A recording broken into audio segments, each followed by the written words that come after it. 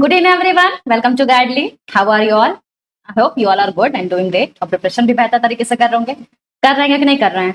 कर रहे हैं ना भाई। प्रिपरेशन करनी है ना। 2 नंबर से आपके पेपर है। सेकंड ऑफ नंबर से रोज मैं इसलिए आपको याद दिलाती हूँ ताकि आपको याद है कि सेकंड ऑफ नंबर से आपका पेपर है और अब आपके पास ज्यादा समय नहीं हो रखा है। ठीक है, तो are you guys excited for this new series? Are you guys excited? बताइए भाई। दर्पण सीरीज आज से स्टार्ट हो रही है ना। दर्पण सीरीज आज से आपकी स्टार्ट हो रही है। दर्पण सीरीज क्या है भाई, क्या खास है इस सीरीज में?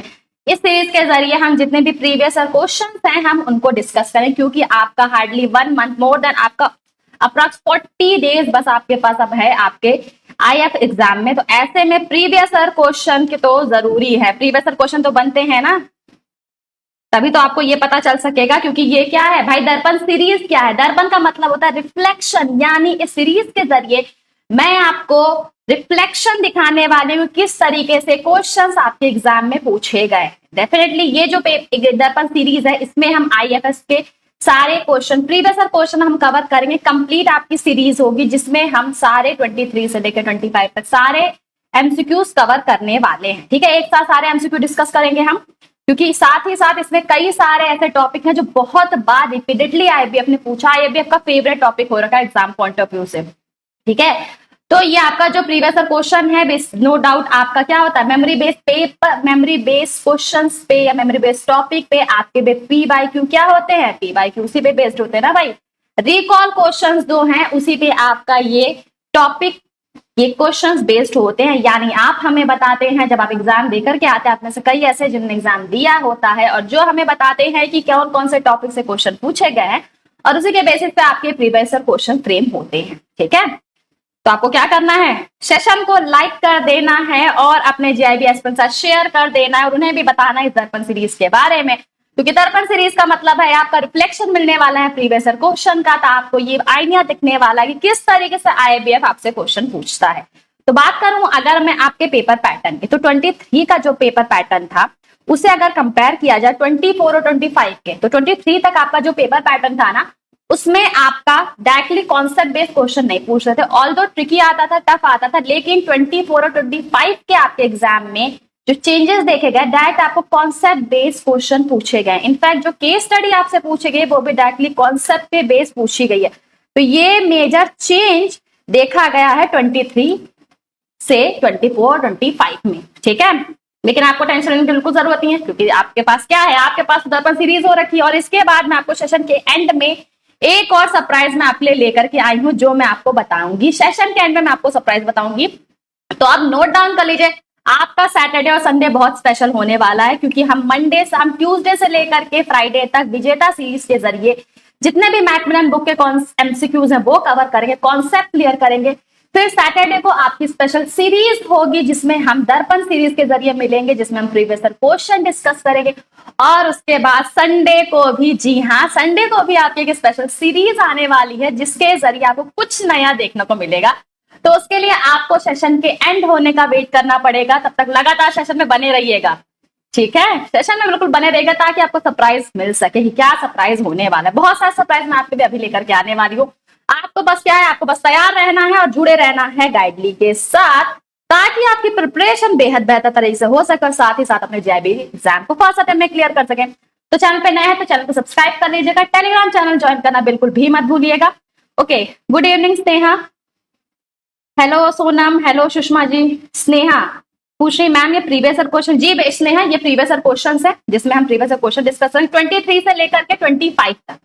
ठीक है, हम 23 से लेकर के 2023 से लेकर के हम 2025 तक सारे क्वेश्चन डिस्कस करेंगे। ठीक है, 23 से 25 तक सारे क्वेश्चन हम पी बाई के जो रिकॉल टॉपिक्स हैं हम जो बेस्ड हैं आपके, ठीक है, उसमें हम सारे क्वेश्चन डिस्कस करने वाले हैं। कंप्लीट आपको सीरीज मिलने वाली, इसीलिए ठीक है आपको कंप्लीट एक कंपाइलेशन मिलने वाला है कि प्रीवियस क्वेश्चन का मतलब इसमें आपको सारे प्रीवियस क्वेश्चन इस सीरीज के जरिए मिलने वाले हैं।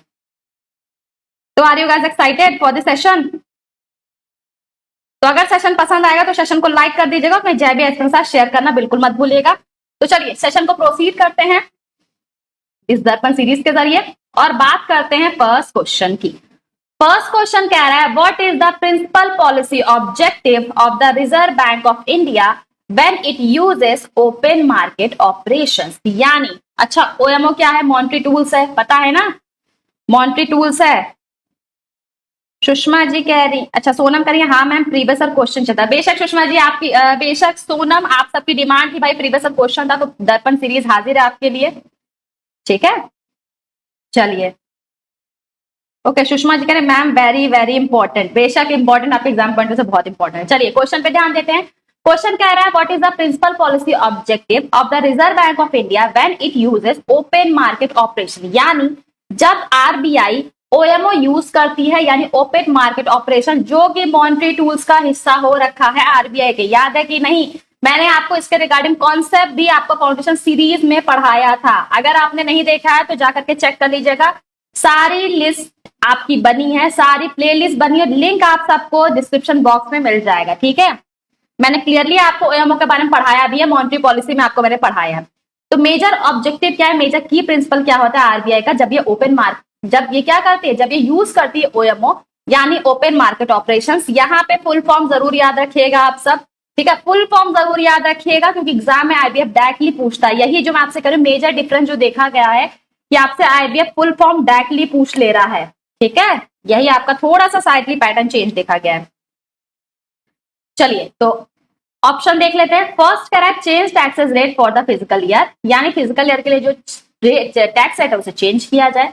सेकंड कह रहा है डायरेक्टली फाइनेंस किया जाए गवर्नमेंट एक्सपेंडिचर को। थर्ड कह रहा है मैनेज किया जाए शॉर्ट टर्म लिक्विडिटी को गवर्नमेंट सिक्योरिटीज को परचेस और सेल करके। और लास्ट कह रहा है कि डिटरमाइन किया जाए कि बैंक की ब्रांच को किस तरीके से एक्सपेंड किया जा सके, बढ़ाया जा सके, इसके रिगार्डिंग कर मेजर यूज किया जाता है ओएमओ को, ठीक है। तो यहां ध्यान रखिएगा ओएमओ आपका एक मॉनेटरी पॉलिसी टूल का हिस्सा हो रखा है, ठीक है। यानी इसके जरिए क्या करती है आरबीआई, स्टेबिलिटी बना के रखती है मॉनेटरी पॉलिसी में, या फिर कह सकते हैं जो मनी की सप्लाई है कंट्री में उसमें स्टेबिलिटी बना के रखती है, और साथ ही साथ अगर एक्सेस मनी है तो उसको कंट्रोल करने का काम भी करती है इन्हीं मॉनेटरी टूल्स के जरिए। तो इसका राइट आंसर क्या होने वाला है, क्या आप लोग आंसर मार्क कर रहे हैं? अच्छा आप लोग आंसर मार्क कर रहे हैं, very good very good very good very good. Sonam ने बिल्कुल राइट आंसर किया है, वेरी गुड। स्नेहा ने भी राइट आंसर किया है। तो राइट आंसर क्या हो गया भाई? राइट आंसर है आपका सी, यानी ओएमओ की बात की जाए, ओपन मार्केट ऑपरेशंस की बात की जाए, तो इसके सबसे पहला मेजर ऑब्जेक्टिव है कि ये जो शॉर्ट टर्म लिक्विडिटी है उसको मैनेज करने का काम करता है, ठीक है। अच्छा राघव कह रहे हैं ma'am previous question I can say that other platform. Okay बेशक बेशक, प्रीवियस क्वेश्चन आपको चाहिए था तो अब तो प्रीवियस क्वेश्चन मिल गया ना राघव जी, ठीक है। तो अब तो कोई एक्सक्यूज नहीं होना चाहिए। चलिए एक्सप्लेनेशन की भी बात करेंगे भाई, प्रीवियस क्वेश्चन ही नहीं डिस्कस करें हम, प्रीवियस क्वेश्चन के साथ साथ उनसे रिलेटेड कॉन्सेप्ट भी डिस्कस करें। यानी मैं आपको थर्ड टू फोर्थ टाइम आपको रिवीजन कॉन्सेप्ट का करवा रही। विजेता सीरीज के जरिए भी हम कॉन्सेप्ट रिवाइज कर रहे हैं, अभी इस दर्पण सीरीज के जरिए भी हम कॉन्सेप्ट रिवाइज कर रहे हैं, और इसके अलावा जो नेक्स्ट सीरीज आएगी उसके जरिए भी हम कॉन्सेप्ट रिवीजन कर रहे हैं। और इससे पहले भी मैंने फाउंडेशन एमसीक्यू सीरीज के जरिए भी आपको कॉन्सेप्ट रिवाइज करवाए। तो कितनी बार, मल्टीपल टाइम में आपको सारे कॉन्सेप्ट रिवीजन करवाए, तो अब कोई ये नहीं कहेगा कि कॉन्सेप्ट कैसे क्लियर हो। सारे कॉन्सेप्ट इसलिए मैं आपको डबल 3 to 4 टाइम्स क्लियर करवा रही हूँ, ठीक है। तो ओएमओ की बात कर लेते हैं। ओएमओ यानी ओपन मार्केट ऑपरेशंस एक ऐसा टूल है जिसको सेंट्रल बैंक यानी reserve Bank of India use करती है ताकि जो मनी की सप्लाई हमारी कंट्री में उसको मैनेज किया जा सके।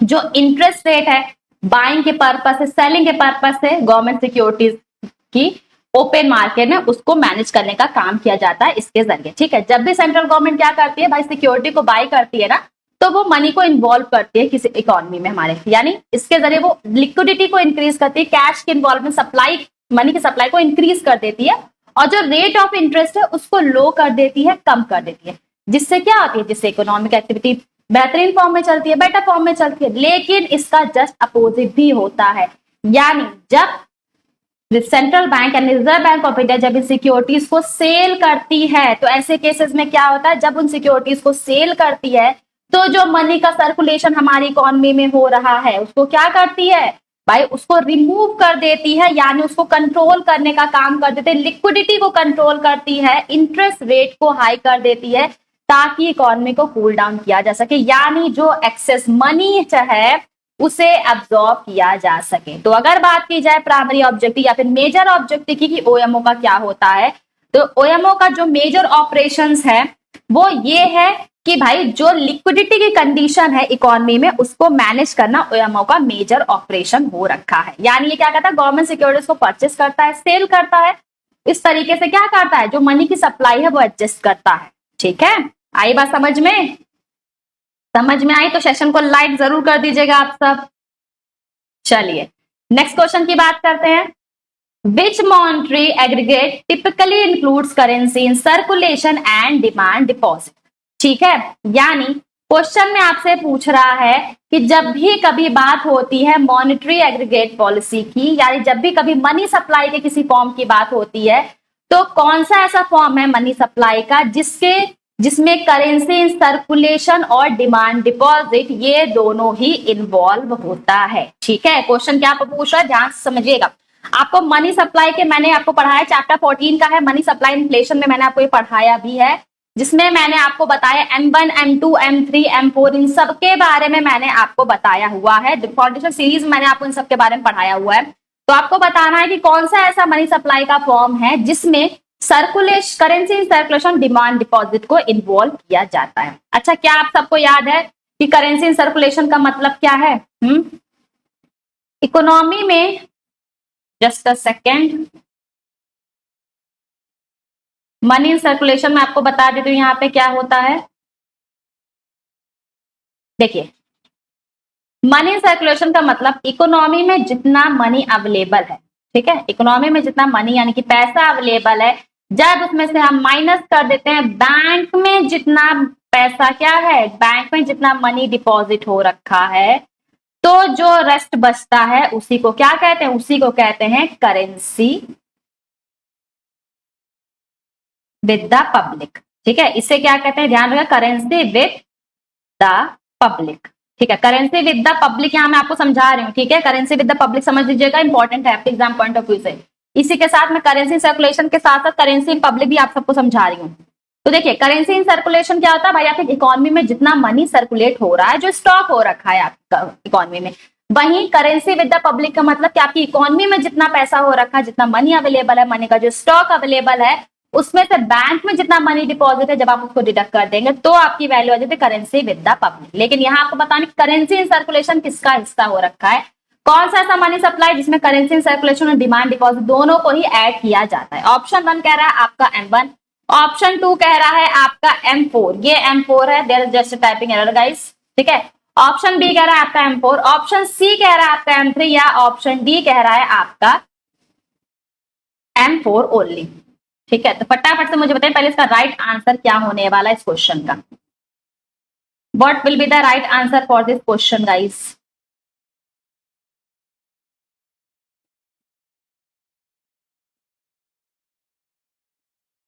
अच्छा, आप लोग आंसर मार्क कर रहे हैं, very good, very good Jaggu, Sneha. ठीक है, वेरी गुड। राइट आंसर क्या है? राइट आंसर है आपका ए यानी M1, जिसे क्या कहते हैं, जिसे नैरो मनी कहा जाता है। ठीक है, एक्सप्लेनेशन की बात कर लेते हैं। सबसे पहले आप ये समझेंगे कि नैरो मनी क्या होता है, क्योंकि जैसे मैंने आपसे पहले भी कहा था, इस दर्पण सीरीज के जरिए हम कॉन्सेप्ट क्लियर करने वाले हैं। ठीक है, लिमिटेड क्वेश्चन होंगे आपके, क्वेश्चन लिमिटेड होंगे, लेकिन कॉन्सेप्ट आपके बहुत ही स्ट्रॉन्ग होने वाले। इनफैक्ट जो क्वेश्चंस हैं जो मैं इस दर्पण सीरीज के जरिए आपको करवाऊंगी, वो सारे क्वेश्चन मल्टीपल टाइम्स आपके एग्जाम में रिपीट हुए, 23 से लेकर 25 मल्टीपल टाइम्स आपको, मल्टीपल, चाहे आप मई अटेम्प्ट की बात करें या अक्टूबर अटेम्प्ट की बात कीजिए या फिर नवंबर अटेम्प्ट की बात कीजिए, मल्टीपल टाइम ये सारे क्वेश्चंस रिपीट हुए हैं। इसलिए आप इनको कह सकते हैं ये आपकी प्रीवियस क्वेश्चन की चेकलिस्ट हो रखी है।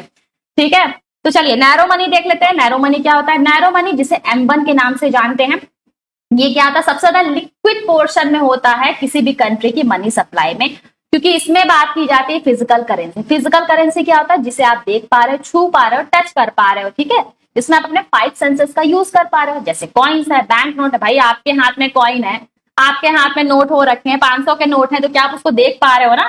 देख पा रहे हो, नहीं देख पा रहे हो? ऐसा तो नहीं कि वो 500 का नोट आप सबको विजिबल ही नहीं है ना, दिखता है ना। तो ये क्या है? ये फिजिकल फॉर्म में हो रखा है। ठीक है, इसके अलावा जो डिमांड डिपॉजिट है, जैसे आपने क्या किया, एक्सेसिबल बैंक अकाउंट में आपने डिपॉजिट कर रखा है, ठीक है। तो ये सब क्या है, ये हिस्सा हो रखा है M1 यानी कि नैरो मनी का। एक की मेजर है, ठीक है, एक ऐसा की मेजर है जिसके जरिए ये फाइंड आउट किया जाता है कि डे टू डे की इकोनॉमिक एक्टिविटी को मैनेज करने के लिए कितना पैसा अवेलेबल हो रखा है, ठीक है। डे टू डे इकोनॉमी के लिए कितना पैसा अवेलेबल हो रखा है, और साथ ही साथ ये भी मॉनिटर किया जाता है सेंट्रल बैंक के जरिए, ठीक है। इसे सेंट्रल बैंक के जरिए क्लोजली मॉनिटर भी किया जाता है, ताकि जो शॉर्ट टर्म मॉनिटरी हेल्थ है किसी भी कंट्री की इकोनॉमी की, उसको भी मैनेज किया जा सके। और इसीलिए यहाँ पे मैंने आपको जितने भी तरह के मनी सप्लाई के डिफरेंट फॉर्म भी मैंने यहाँ आपको बता रखे हैं।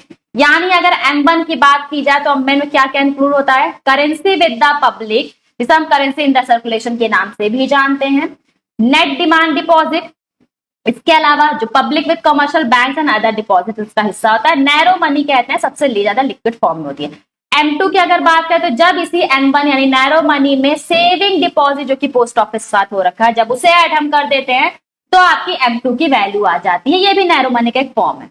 M3 की अगर बात की जाए, जिसे ब्रॉड मनी भी कहा जाता है, ठीक है। M3 यानी ब्रॉड मनी जिसे कहा जाता है, जब M1 में time deposit with the banking system, जैसे कि फिक्स डिपॉजिट है आप ऐड कर दोगे, रिकरिंग डिपॉजिट आप ऐड कर दोगे तो M3 की वैल्यू आ जाएगी। वहीं M4 भी है, जिसमें M3 के साथ साथ जितने भी तरीके के डिपॉजिट है पोस्ट ऑफिस सेविंग ऑर्गेनाइजेशन के साथ, लेकिन उसमें एक्सक्लूड किया गया NSC यानी नेशनल सेविंग सर्टिफिकेट को, तो इसके जरिए M4 की वैल्यू आ जाएगी, जो बहुत ज्यादा लिक्विड नहीं होता है, ठीक है। तो ये मैंने ओवरऑल आपको समझा दिया। इसीलिए यहाँ पे मैंने देखे आपके इनफैक्ट दो नहीं, आपके 4 से 5 कॉन्सेप्ट क्लियर करवाए हैं आपके एग्जाम पॉइंट ऑफ व्यू से। सबसे पहले मैं आपको ये बताया कि मनी सप्लाई नैरो मनी क्या होती है, ठीक है, एग्जाम में जो आपको पूछा भी गया है। इसके अलावा M3 से बहुत क्वेश्चन आपको पूछे गए, अक्टूबर 24 में बहुत बार आपसे M3 से रिलेटेड क्वेश्चन पूछे गए। M4 कैसे फाइंड आउट किया जाता है ये भी आपसे पूछा गया है, ठीक है। मैंने पूछ रहे क्या प्रीवियस क्वेश्चन में से इस साल से आ सकता है मैम। मैंने देखिए आपके जो PYQ होते हैं ना, वो आपके रिफ्लेक्शन होते हैं कि आपके क्वेश्चन का पैटर्न कैसे आता है, यानी आपका कैसा क्वेश्चन आ चुका है। और अभी मैं करंट पैटर्न की अगर बात करूं तो IRBF ने कई बार, इनफैक्ट जैसा मैंने आपसे पहले भी कहा था स्टार्टिंग में ही, कि ये जो क्वेश्चन थे कई बार IRBF ने 23 में भी पूछा है, 24 में भी पूछा है, अलॉन्ग विद May 25 में भी पूछा है। यानी IRBF क्या कर रहा है, जो प्रीवियस क्वेश्चन है उनको रिपीट कर रहा है, ठीक है। तो हाई चांसेस है मैना जी। चलिए okay, good detail, thank you Om Prakash ji. चलिए आगे क्वेश्चन पे ध्यान दिया जाए। नेक्स्ट क्वेश्चन की बात करते हैं, ठीक है। यहां तक पहले मुझे बताइए, यहां तक आप सबको समझ में आया या फिर नहीं, फटाफट से मुझे बताइए, क्या आप सबको यहां तक समझ में आ गया? यहां तक किसी को कोई डाउट नहीं ना? हाँ लकी, प्रीवियस क्वेश्चन बहुत ज्यादा इंपॉर्टेंट है आपके एग्जाम पॉइंट ऑफ व्यू से। प्रीवियस क्वेश्चन बहुत ही ज्यादा इंपॉर्टेंट है, ठीक है। इसीलिए तो दर्पण सीरीज आपके लाया गया है, ताकि आपको प्रीवियस क्वेश्चन दिख सके। चलिए नेक्स्ट क्वेश्चन की बात करते हैं। Which of the following best distinguishes normal GDP from real GDP. आपको 4 ऑप्शन दिए हैं यहाँ पे, ठीक है, और आपको बताना है कि कौन सा ऐसा ऑप्शन है जो कि नॉर्मल जीडीपी और रियल जीडीपी में मेजर तरीके से डिफरेंशिएट क्रिएट करने का काम करता है, ठीक है। तो इस ऑप्शन ए कह रहा है कि नॉर्मल जीडीपी एडजस्ट किया जाता है इन्फ्लेशन के लिए, और रियल जीडीपी में ऐसा कुछ नहीं होता। सेकंड ऑप्शन कह रहा है कि नॉर्मल जीडीपी मेजर किया जाता है करंट प्राइस पे, वहीं रियल जीडीपी को मेजर किया जाता है बेस ईयर प्राइस पे। थर्ड कह रहा है दोनों ही आइडेंटिकल हैं सारे सर्कमस्टेंसेस में। वहीं लास्ट कह रहा है कि जो रियल जीडीपी है उसमें सिर्फ और सिर्फ सर्विस सेक्टर इंक्लूड किया जाता है। तो राइट आंसर क्या है भाई? देखिए जब भी कभी नॉमिनल जीडीपी की बात हो रही है, मैंने क्लास में भी आपको बताया, मनी सप्लाई का ये क्वेश्चन था जिसमें मैंने आपको कई बार बताया है, जब भी कभी बात होती है नॉमिनल जीडीपी की तो उसे हमेशा और हमेशा किस पे किया जाता है मेजर? उसे हमेशा और हमेशा करंट प्राइस से मेजर किया जाता है। वहीं जब भी बात होती है आपकी जीडीपी की यानी रियल जीडीपी की, तो उसे मेजर किया जाता है बेस ईयर प्राइस पे। और नॉमिनल जीडीपी में जब रियल जीडीपी में इन्फ्लेशन ऐड हो जाता है, नॉमिनल जीडीपी कैसे फाइंड आउट किया जाता है? फॉर्मूला भी बताया था मैंने आपको क्लास में। जब रियल जीडीपी में आप ऐड कर देते हो इन्फ्लेशन, तो आपकी किसकी वैल्यू आ जाती है? तो आपकी नॉमिनल जीडीपी की वैल्यू आ जाती है, ठीक है। नॉमिनल जीडीपी ऐसे ही फाइंड आउट किया जाता है। वेरी गुड श्वेता जी, वेरी गुड। राइट आंसर यहाँ पे क्या आपका? राइट आंसर है यहाँ पे आपका बी, ठीक है, राइट आंसर यहाँ पे आपका बी हो रखा है। आई होप आप सबको यहाँ पे विजिबल है। चलिए एक्सप्लेनेशन की बात कर लेते हैं। यहाँ पे मैंने आपको इसलिए डिटेल में मेंशन किया है nominal GDP versus real GDP में डिफरेंस। बहुत भाई प्रीवियस ईयर क्वेश्चन है, आने के चांसेस, इनफैक्ट अगर रियल जीडीपी और नॉमिनल जीडीपी है, क्वेश्चन ऑलरेडी प्रीवियस ईयर में पूछा जा चुका है, तो आने के चांसेस इस अटेम्प्ट में और ज्यादा बढ़ जाते हैं। ठीक है, चलिए डिफरेंस भी देख लीजिए। नॉमिनल जीडीपी मैंने आपको पहले ही बताया क्या होती है, रियल जीडीपी भी मैं आपको बता चुकी हूँ। इफेक्ट की अगर बात करें तो nominal GDP does not take into consideration और करंट मार्केट प्राइस पे इसको किया जाता है, जबकि ये बेस ईयर मार्केट प्राइस पे किया जाता है। चलिए नेक्स्ट क्वेश्चन की बात करते हैं। Which of the following instrument is the shortest term government security usually issued at discount? कौन सा ऐसा इंस्ट्रूमेंट है जो कि शॉर्ट, कभी कभी गवर्नमेंट सिक्योरिटीज की बात आती है तो उसमें सबसे शॉर्टेस्ट टर्म का ये इंस्ट्रूमेंट हो रखा है, जिसे हमेशा यूजुअली जिसे कह सकते हैं मोस्टली जिसे डिस्काउंट पर इशू किया जाता है। ऑप्शन ए कह रहा है लॉन्ग टर्म गवर्नमेंट सिक्योरिटीज, जी सेट का मतलब है government securities with coupon. Second कह रहा है इक्विटी शेयर, थर्ड है आपका कॉर्पोरेट बॉन्ड और लास्ट है आपका ट्रेजरी बिल्स। ठीक है, तो देखिए जब भी कभी बात होती है शॉर्टेस्ट गवर्नमेंट सिक्योरिटीज की, क्लास में मैंने आपको कई बार ये चीज बताई है, जो शॉर्टेस्ट गवर्नमेंट सिक्योरिटीज है वो कौन सी हो रखी है, टी बिल यानी ट्रेजरी बिल्स को शॉर्टेस्ट गवर्नमेंट सिक्योरिटीज कहा जाता है। राइट आंसर है आपका यहाँ पे डी। ठीक है, okay very good Sushma ji, Sneha very good, okay very good, आप सबने बिल्कुल राइट आंसर मार्क किया। तो देखिए ट्रेजरी बिल्स की अगर बात की जाए, अगर टी बिल्स जिसे इन शॉर्ट कहा जाता है, तो ये शॉर्ट टर्म इन नेचर के होते हैं। ठीक है, इसमें क्या होता है, लो रिस्क गवर्नमेंट डेब्ट इंस्ट्रूमेंट होते हैं जिसका यूज गवर्नमेंट करती है ताकि अगर किसी भी तरीके से कोई शॉर्टफॉल है तो उसे फाइनेंस करने के लिए गवर्नमेंट इसका यूज करती है। जब भी बात आती है टी बिल्स को इशू करने की, तो ये हमेशा मोस्टली कह सकते हैं कि डिस्काउंट पे इशू किए जाते हैं, या फिर उनकी जो फेस वैल्यू पे डिस्काउंट पे ये इशू किए जाते हैं। किसी भी तरीके से इन पे कोई पीरियोडिक इंटरेस्ट पे नहीं किया जाता है, लेकिन बेशक इन पे कोई इंटरेस्ट पे, पीरियोडिक इंटरेस्ट पे नहीं किया जाता है, पर ये रिडीम होते हैं eight there full value.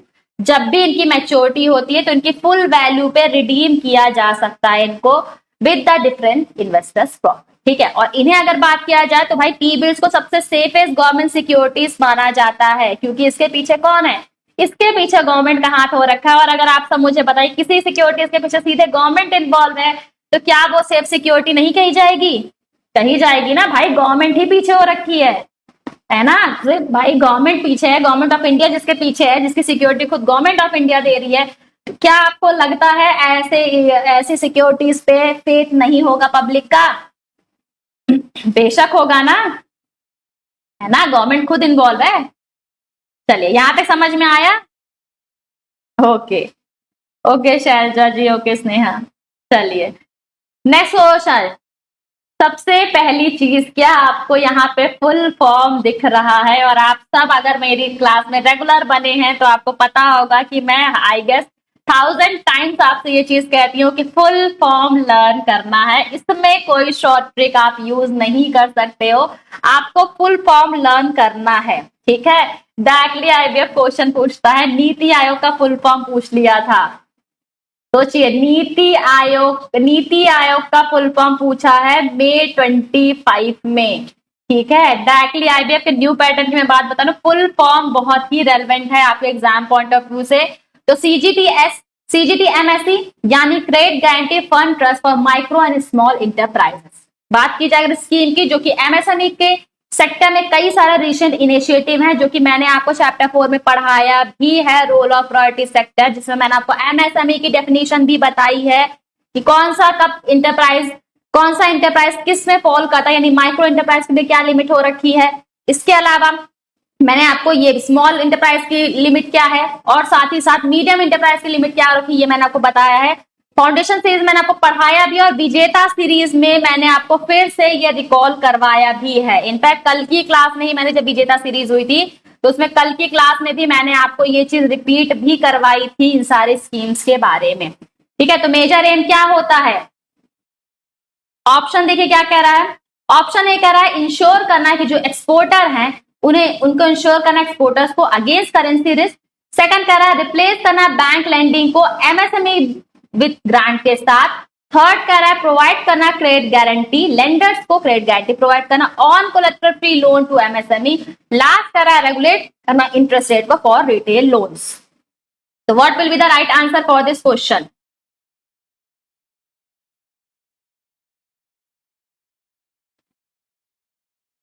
Very good, आप सब आंसर वेरी गुड। काफी सारे लोगों ने सी मार्क किया। अच्छा, मतलब आपने विजेता सीरीज बहुत बेहतर तरीके से देखी है। जी बिल्कुल, हमने कल की क्लास में ही डिस्कस किया था इसके बारे में। चलिए वेरी गुड। राइट आंसर क्या है? राइट आंसर आपका यहाँ पे सी हो रखा है, यानी ये प्रोवाइड करता है credit guarantee to lenders on collateral free loan to MSME. ठीक है, एक्सप्लेनेशन भी देख लेते हैं। फुल फॉर्म जरूर याद रखिएगा, नोट डाउन फुल फॉर्म जरूर कर लीजिएगा आप सब। तो बात की जाए अगर स्कीम की, तो माइक्रो एंटर और स्मॉल एंटरप्राइज के केस में ये स्कीम लॉन्च की गई थी। गवर्नमेंट क्या करती थी? गवर्नमेंट स्कीम के पीछे गवर्नमेंट गारंटी प्रोवाइड करती है लेंडर्स को कोलेटरल फ्री लोन्स के रिगार्डिंग। ठीक है, इसे एस्टैब्लिश किया गया था ministry of micro small and media enterprise MSME के जरिए। और जो फैसिलिटी प्रोवाइड की जाती है, या फिर साथ ही साथ कहा जाए, इसके साथ ही साथ सिडबी की भी इसमें इन्वॉल्वमेंट हो रखी है। मेजर एम अगर स्कीम की बात की जाए तो ये इंक्रीज करने का काम करती है, यानी जो एक्सेस है, यानी इन बिजनेस के लिए एमएसएमई के लिए जो क्रेडिट का एक्सेस है उसे ये इंक्रीज करने का काम करती है, बढ़ाने का काम करती है। यानी इस स्कीम के जरिए जो फाइनेंशियल इंस्टीट्यूशन कवरेज ऑफर की जा फाइनेंशियल इंस्टीट्यूशन को कवरेज ऑफर की जाती है, किसी भी तरह कोई पोटेंशियल डिफॉल्ट है तो उसके रिगार्डिंग में कवरेज ऑफर की जाती है, और उन्हें इंकरेज किया जाता है कि वो एमएसएमई को लेंड करे बिना किसी टेंजिबल सिक्योरिटी के। ठीक है, समझ आई बात? आई कि नहीं आप सबको बात समझ में? ठीक है, तो ये आपका लास्ट प्रीवियस क्वेश्चन था सेशन का। जी बिल्कुल बिल्कुल, हम ऐसे ही करके, हम ऐसे ही आपके क्वेश्चंस क्या है, हम ऐसे ही वन बाय वन क्वेश्चन सारे डिस्कस करते जाएंगे। पूरी सीरीज है, यानी किसी भी तरह का आपको ऐसा नहीं कि मैं डिफरेंशिएट करके बता रही हूँ कि आपको 23 में पढ़ना, 24 में पढ़ना, 25 में, ऐसा कुछ भी नहीं बता रही हूँ मैं आपको पूरा एक कंपाइल लेकर के आई हूँ आपकी सारी प्रीवियस क्वेश्चन सीरीज का, ताकि आपको एक साथ एक जगह सब कुछ मिल जाए, ताकि अब आपके पास ये एक्सक्यूज ना रहे कि मैम प्रिपरेशन कैसे करें, प्रीवियस क्वेश्चन नहीं मिल रहे हैं, बताइए कैसे सॉल्व किया जाए। बात करते हैं फर्स्ट क्वेश्चन की। फर्स्ट क्वेश्चन कह रहा है which indicator is most appropriate for measuring insurance market depth in macro terms, यानी ऐसा कौन सा इंडिकेटर है जो कि इंश्योरेंस मार्केट के डेप्थ को अगर माइक्रो के टर्म्स में बात की जाए तो उसे बहुत बेहतर तरीके से मेजर करने का काम करता है। ऑप्शन ए कह रहा है total number of policies issued per month. Option B कह रहा है इंश्योरेंस पेनिट्रेशन, जिसका फॉर्मूला यहाँ पे मेंशन है कि टोटल इंश्योरेंस प्रीमियम को जब डिवाइड कर देंगे जीडीपी से और मल्टीप्लाई कर देंगे 100 से तो इंश्योरेंस पेनिट्रेशन आ जाता है। थर्ड कह रहा है premium rate for a single company only, और लास्ट कह रहा है claim paid in 1 month divided by population. तो आपको क्या बताना है? आपको बताना है कि कौन सा ऐसा मेजर है जिसके जरिए, या फिर कह सकते हैं जो आपको 4 ऑप्शन दिए उन चारों ऑप्शन में से कौन सा ऑप्शन आपका करेक्ट हो रखा है, जिसके जरिए इंश्योरेंस मार्केट की जो डेप्थ है उसको मेजर किया जाता है। What will be the right answer for this question? बताइए फटाफट से, मुझे बताइए इस क्वेश्चन का राइट आंसर क्या होने वाला है। ध्यान से आंसर मार्क करिएगा, जल्दीबाजी के चक्कर में गलतियां मत करिएगा। ठीक है, जल्दीबाजी के चक्कर में आप लोग गलतियां करते हैं, ये गलती नहीं करनी है। जल्दीबाजी के चक्कर में कोई गलती नहीं करेगा। ठीक है, चलिए राइट आंसर क्या है इस क्वेश्चन का?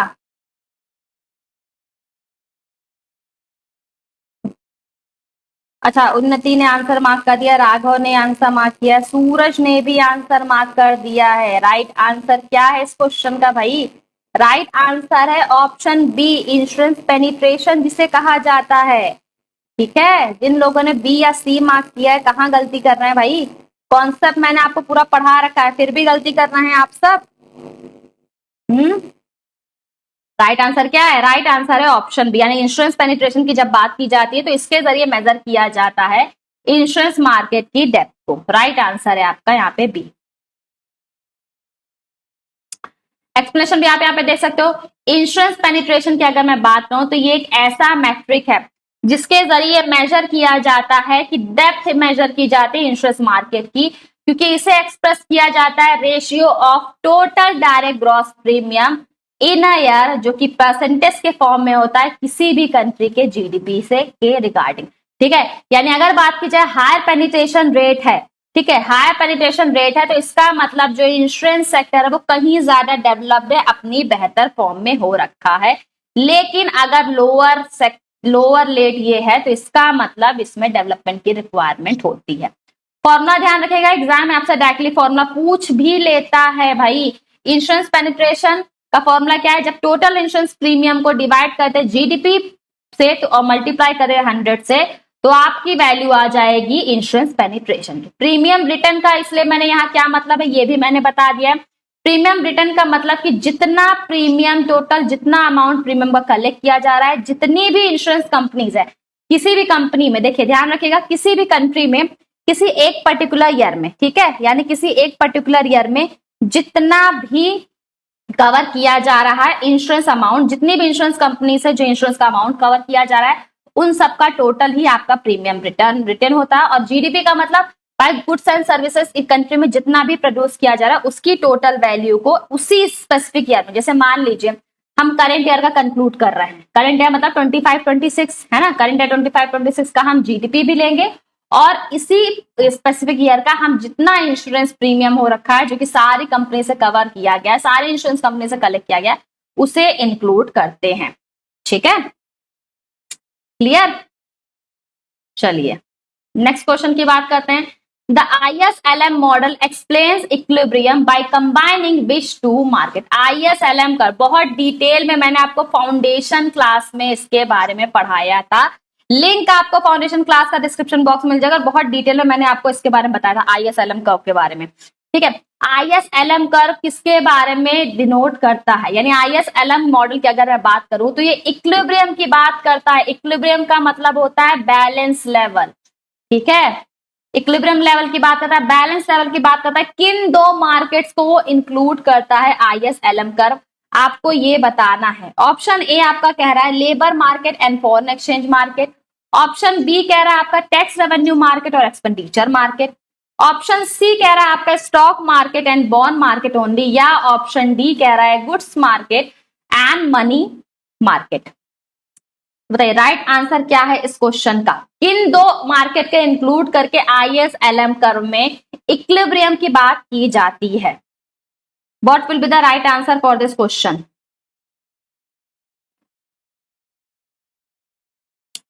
ओके, कुछ लोग बी मार्क कर रहे हैं, कुछ लोग सी मार्क कर रहे हैं, कुछ ने डी मार्क किया। राइट आंसर इसका क्या है, राइट आंसर यहाँ पे इसका डी हो रखा है। ठीक है, जब भी कभी कुछ मार्केट को और मनी मार्केट दोनों को इंक्लूड कर दिया जाता है तो फिर क्या आता है भाई, यही ISLM मॉडल एक्सप्लेन करने का काम करता है। ठीक है, जो लोग भी सी या बी मार्क कर रहे हैं, कहाँ गए भाई आपका कॉन्सेप्ट। कॉन्सेप्ट नहीं क्लियर है तो फाउंडेशन सीरीज आपके लिए है गाइस, लिंक आपको डिस्क्रिप्शन बॉक्स में मिलेगा, जाइए जाकर के अपना बेसिक बिल्कुल क्लियर करिए। ठीक है, बिना कॉन्सेप्ट के आप IFS का एग्जाम क्लियर नहीं कर पाएंगे, है ना, क्योंकि IFS की लैंग्वेज बहुत टफ होती है और अगर ऐसे में अगर आपको कॉन्सेप्ट नहीं पता होगा तो आपके लिए एग्जाम क्लियर कर पाना थोड़ा मुश्किल होने वाला है। चलिए नेक्स्ट क्वेश्चन एक्सप्लेनेशन की बात कर ली जाए। देखिए ISLM मॉडल एक्सप्लेन करता है इकोनॉमिक इक्विलिब्रियम को, यानी बैलेंस लेवल को, जहां पे चीजें फिक्स होती हैं, है ना। इसमें गुड्स मार्केट जो कि रिप्रेजेंट करता है IS कर्व को, और मनी मार्केट जिसमें बात होती है LM कर्व में जिसके बारे में बात होती है, इन दोनों को कंबाइन किया जाता है। और जहां पर ये क्या होता है भाई, यहाँ इंटरसेक्शन होता है ISLM कर्व का, तो यही शो करता है इंटरेस्ट रेट और आउटपुट का कॉम्बिनेशन शो करता है। यानी यहाँ अगर IS और करम, जैसा कि आप पिक्चर में भी देख सकते हो, जिस पॉइंट पे एक दूसरे को क्रॉस करेंगे वो पॉइंट क्या दिखाएगा कि ये बैलेंस लेवल है, यानी यहाँ पे दोनों ही मार्केट बैलेंस फॉर्म में हो रखे। वहीं अगर मैं बात IS कर, तो IS का रिप्रेजेंट करता है जितने भी इंटरेस्ट है उनके कॉम्बिनेशन को रिप्रेजेंट करता है, आउटपुट लेवल, और साथ साथ आउटपुट लेवल जो कि गुड्स मार्केट में इक्विलिब्रियम फॉर्म में होता है उसे ये रिप्रेजेंट करता है। वहीं LM का शो करता है इंटरेस्ट रेट और आउटपुट लेवल जो कि मनी मार्केट में इक्विलिब्रियम लेवल होता है। ठीक, और जहां पे भी ये दोनों ये क्या होता है, जहां पे भी ये दोनों एक दूसरे को क्रॉस करते हैं यही इंटरसेक्शन लेवल होता है, और यहीं पे गुड्स और मनी मार्केट एक दूसरे के इक्वल होते हैं। ठीक है, नेक्स्ट क्वेश्चन की बात करते हैं। What is the key operational difference between RTGS and NEFT। NEFT और आरटीजीएस में मेजर डिफरेंस क्या होता है, और इसका आंसर आप थोड़ा सा कॉमन सेंस के बेसिस पर भी दे सकते हैं। ऑप्शन ए कह रहा है आरटीजीएस सेटल करता है ट्रांजेक्शन इंडिविजुअली और इन रियल टाइम, जबकि नेफ्ट सेटल करता है इसे बैचेस के फॉर्म में। ऑप्शन बी कहता है नेफ्ट रियल टाइम है जबकि आरटीजीएस बैच बेस्ड है। ऑप्शन सी कह रहा है दोनों आइडेंटिकल मैकेनिज्म है, या ऑप्शन डी नेफ्ट सिर्फ और सिर्फ फॉरेन रेमिटेंस के लिए हो रखा है। आरटीजीएस का फुल फॉर्म क्या आप सब जानते हैं? Real time gross settlement.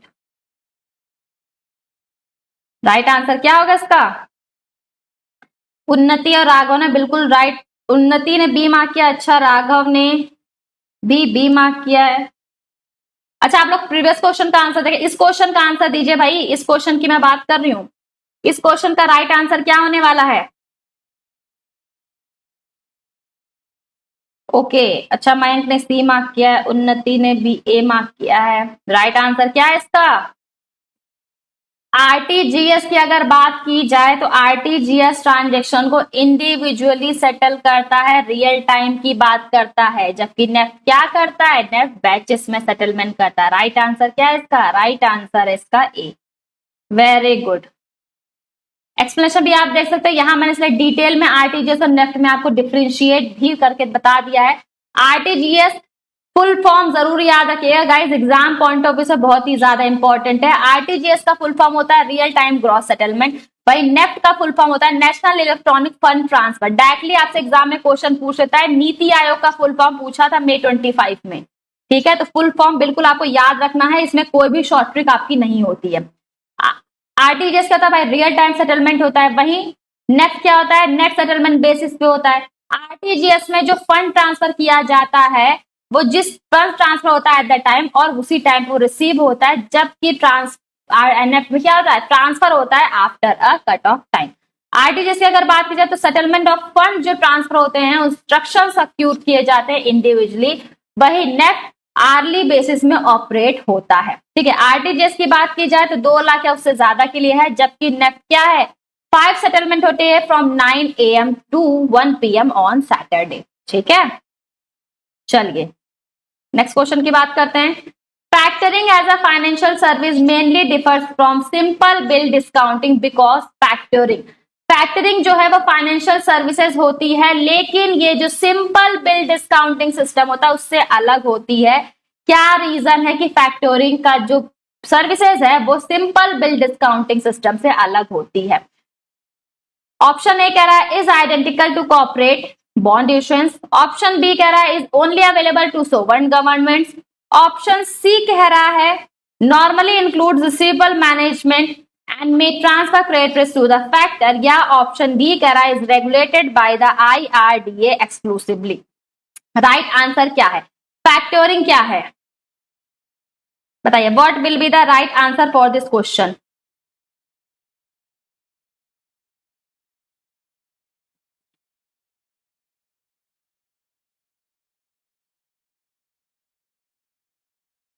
क्या आप लोग आंसर मार्क कर रहे हैं? बताइए फटाफट से बताइए, राइट आंसर का क्या होने वाला है? फैक्टरिंग की बात हो रही है, फाउंडेशन सीरीज में मैंने आपको बहुत डिटेल में फैक्टरिंग पढ़ाया भी है। फैक्टरिंग क्या है भाई? एक ऐसा प्रोसेस है जिसमें क्या होता है, जिसमें जो कंपनी होती है वो गुड्स को सोल्ड करने के बाद उसका जो रिसीवेबल्स है उसको एक थर्ड पार्टी को सोल्ड करती है। अब ये थर्ड पार्टी की रिस्पॉन्सिबिलिटी है कि वो बायर से जाकर के अमाउंट रिकवर करे, ठीक है। ये क्या है? यही है फैक्टरिंग, यानी इसमें जो रिस्क होता है वो ट्रांसफर कर दिया जाता है फैक्टर को, और जो ये एक्टिविटी परफॉर्म करता है उसे क्या कहते हैं? उसे फैक्टर कहते हैं, और जो पूरे के पूरे प्रोसेस को फैक्टरिंग कहा जाता है। Very good Sam, very good उन्नति। राइट आंसर क्या है? राइट आंसर है आपका सी, ठीक है। बात की जाए अगर फैक्टरिंग की, इसीलिए मैंने यहाँ पे एक्सप्लेनेशन मेंशन किया है कि अगर आप कंफ्यूजन है और आप कॉन्सेप्ट भूल गए हैं तो आप अपना कॉन्सेप्ट रिकॉल कर सकें। इसमें कंपनी क्या करती है? डेटर को गुड्स सोल्ड कर देगी क्रेडिट बेसिस पे, उधार बेसिस पे शो कर देगी, ठीक है। उसके बाद ये क्या करेगी भाई? अमाउंट असाइनमेंट जो है रिसीवेबल का वो फैक्टर को ट्रांसफर कर देगी, यानी अब क्या है? फैक्टर की जिम्मेदारी है कि वो बायर से अमाउंट को कलेक्ट करेगा। अब डेटर क्या करता है? वो जो क्रेडिट पीरियड है, जैसे 3 मंथ्स का अगर क्रेडिट पीरियड है तो इसके खत्म होने के बाद वो फैक्टर को पेमेंट करेगा, और फैक्टर क्या करेगा, फैक्टर इसमें से अपना डिस्काउंट डिडक्ट करेगा और ले जाकर के कंपनी को पे कर देगा रिमेनिंग अमाउंट। ठीक है, यही पूरा होता है overall process of फैक्टोरिंग।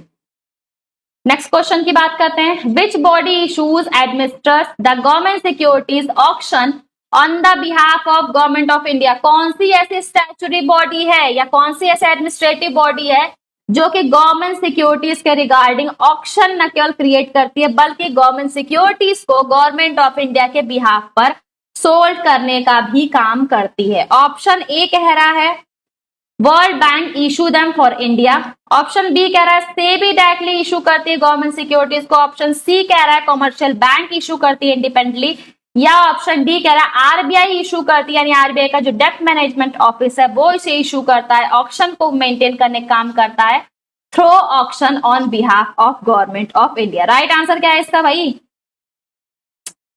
Very good, काफी सारे लोग डी आंसर मार्क हैं, वेरी गुड। राइट आंसर क्या है? राइट आंसर इसका डी, यानी गवर्नमेंट सिक्योरिटीज को भाई कौन करता है?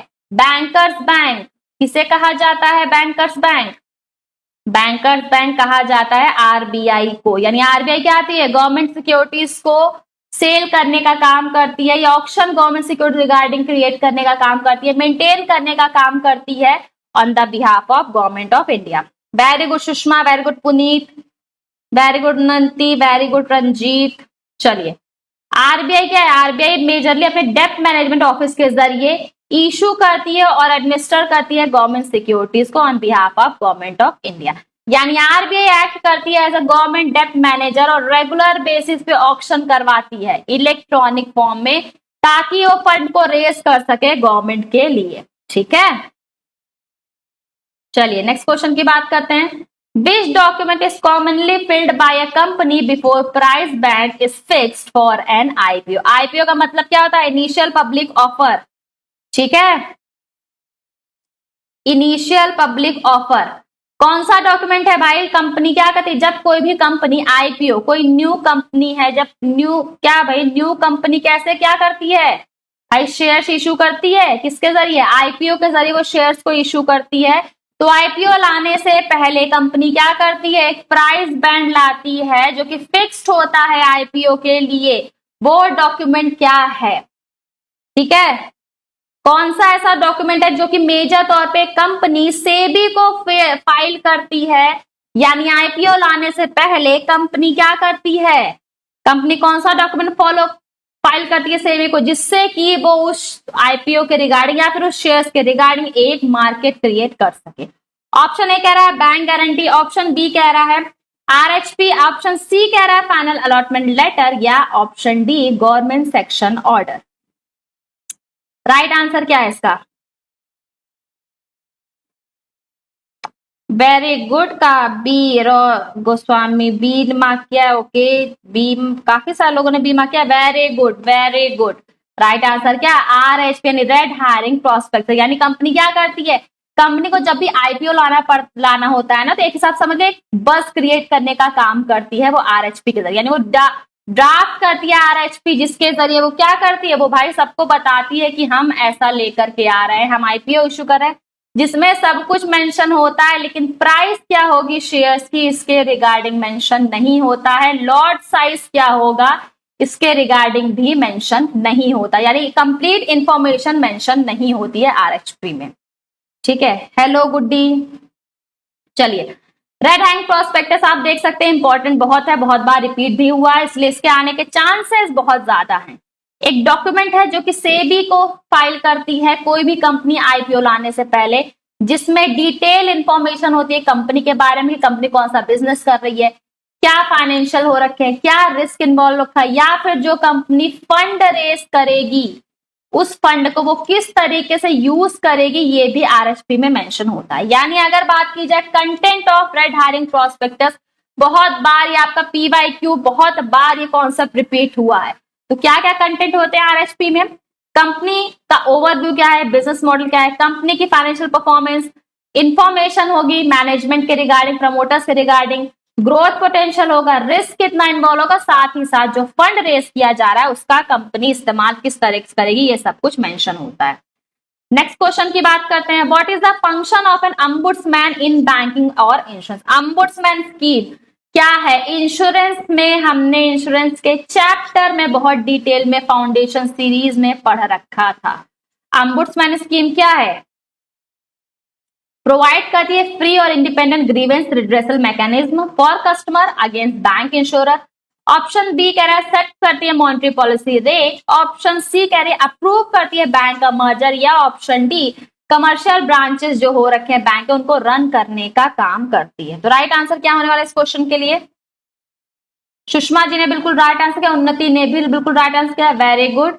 राइट आंसर क्या पे? राइट आंसर यहाँ पे ए, यानी अम्बुड्समैन की बात की जाए तो ये कैसी अम्बुड्समैन स्कीम की बात की जाए तो एक ऐसी स्कीम है कि अगर पॉलिसी होल्डर को किसी भी तरीके की कोई प्रॉब्लम हो रही है, कोई भी प्रॉब्लम फेस कर रहा है, किसी भी तरह का उसका डिस्प्यूट है, तो उन सारे डिस्प्यूट को वो एड्रेस करने का काम कौन करता है? अम्बुड्समैन स्कीम के जरिए। ठीक है, यानी अगर बात की जाए अम्बुड्समैन स्कीम की तो बैंकिंग और इंश्योरेंस में जो इंडिपेंडेंट ऑफिशियल्स होते हैं, कस्टमर की जो भी कंप्लेंट हो रखी है चाहे बैंकिंग के रिगार्डिंग चाहे इंश्योरेंस के रिगार्डिंग, उसको रिजोल्व करने का काम करते हैं अम्बुड्समैन स्कीम के जरिए। इसमें ये जो बैंकिंग अम्बुड्समैन है इसको आरबीआई के जरिए अपॉइंट किया जाता है, ध्यान रखिएगा। और ये सारे चाहे बैंकिंग सर्विस रिलेटेड कोई भी कस्टमर जितने भी तरीके के ग्रीवेंस फेस कर रहा है, किसी भी तरीके का प्रॉब्लम फेस कर रहा है, तो उसको रिड्रेस किया जाता है, उसको एड्रेस किया जाता है। वही इंश्योरेंस अम्बुड्समैन स्कीम की अगर बात की जाए तो अगर इंश्योरेंस पॉलिसी के रिगार्डिंग कोई इंश्योरेंस होल्डर कोई प्रॉब्लम फेस कर रहा है या फिर उसका किसी भी तरह कोई डिस्प्यूट हो रहा है इंश्योरेंस कंपनी के रिगार्डिंग, तो वो भी मैनेज किया जाता है इसी अम्बुड्समैन स्कीम के जरिए। ठीक है, आई बात समझ में सबको? चलिए, what is the call money market use for? Call money market को किस लिए यूज किया जाता है? ऑप्शन ए कह रहा है equity trading for retail investor. Option B कह रहा है long term mortgage finance. Option C कह रहा है short term overnight to few days interbank borrowing lending to manage liquidity position, या option D issuing government securities only. अच्छा, money market के regarding याद है? Less than 1 year maturity period याद आ रहा है?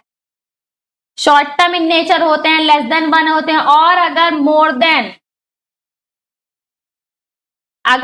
देन 1 ईयर है तो इसका मतलब क्या है भाई? मोर देन 1 ईयर है तो इसका मतलब ये हिस्सा हो रखे हैं कैपिटल मार्केट का। तो शॉर्ट कैपिटल मनी मार्केट किस लिए यूज किया जाता है भाई? शॉर्ट टर्म बेसिस पर अगर जो फंड की रिक्वायरमेंट होती है, पैसे की जरूरत होती है, उसको फुलफिल करने का काम करते हैं। तो राइट आंसर यहाँ पे क्या है? राइट आंसर है सी, राघव, उन्नति। ओके, काफी सारे लोगों ने राइट आंसर मार्क किया, वेरी गुड। ठीक है, तो कॉल मनी मार्केट की बात करते हैं। ये एक ऐसा सेगमेंट है जहां पे जो बैंक है, जो इंस्टीट्यूशंस हैं, अगर उन्हें पैसे की जरूरत है तो पैसों का लेन देन करते हैं, लेकिन ये बहुत ही शॉर्ट टर्म के लिए होता है, यानी एक दिन से लेकर एक दिन, ओवरनाइट, एक दिन या फिर रातों रात की बात होती है, जिसमें अगर इंस्टेंट बेसिस पे, इमीडिएट बेसिस जो फंड की नीड है वो इसके जरिए फुलफिल होती है। और वहीं अगर बात की जाए पार्टिसिपेंट ऑफ कॉल मनी की, तो कॉमर्शियल बैंक, कोऑपरेटिव बैंक्स, ठीक है, पेमेंट बैंक्स और साथ साथ पीडी यानी जिसे प्राइमरी डीलर्स भी कहते हैं, ये पार्टिसिपेंट होते हैं मनी मार्केट के। आई बात समझ में? फर्स्ट क्वेश्चन कह रहा है what is the broad difference between REIT and InvIT, यानी रीट और इनविट में मेजर डिफरेंस क्या हो रखा है। जब भी कभी बात होती है रीट और इनविट की तो इसमें मेजर डिफरेंस क्या है आपको ये बताना। रीट और इनविट का क्या आपको फुल फॉर्म पता है? क्लास में भी मैंने आपको बताया था, रीट का फुल फॉर्म होता है रियल इन्वेस्टमेंट इंफ्रास्ट्रक्चर ट्रस्ट। ठीक है, what is the full form of REIT guys? याद रखिएगा, इसीलिए मैं कहती हूँ कि पेन और पेपर लेकर के आपको बैठना है मेरी क्लास में। ठीक है, आपको मेरी क्लास में क्या करना होता है? आपको मेरी क्लास में पेन और पेपर लेकर के बैठना होता है, क्योंकि भाई पेन और पेपर लेकर के जब आप बैठते हैं तभी तो आपको जो मैं फुल फॉर्म बताती हूँ आप उस फुल फॉर्म को समझ पाते हैं। ठीक है, और उसे side by side note down भी कर लेते हैं। तो चलिए क्वेश्चन को प्रोसीड करते हैं भाई विदाउट एनी फर्दर डिले। ठीक है, क्वेश्चन देखिए, रीट और रीट का मैंने आपको फुल फॉर्म बताया। रीट का फुल फॉर्म है रियल एस्टेट इन्वेस्टमेंट ट्रस्ट, इसका फुल फॉर्म याद है। और इनविट का क्या है भाई? इंफ्रास्ट्रक्चर क्या है, इंफ्रास्ट्रक्चर इन्वेस्टमेंट ट्रस्ट, इनविट का फुल फॉर्म। इन दोनों का ही नाम याद रखिएगा, ठीक है, इन दोनों का ही नाम आपके लिए बहुत ही ज्यादा जरूरी है आपके एग्जाम के पॉइंट ऑफ व्यू से। फुल फॉर्म देखिए, मैं इसलिए आपको मेजर फोकस करने को कहती हूँ क्योंकि डायरेक्टली आपसे फुल फॉर्म पूछ लेता है, ठीक है।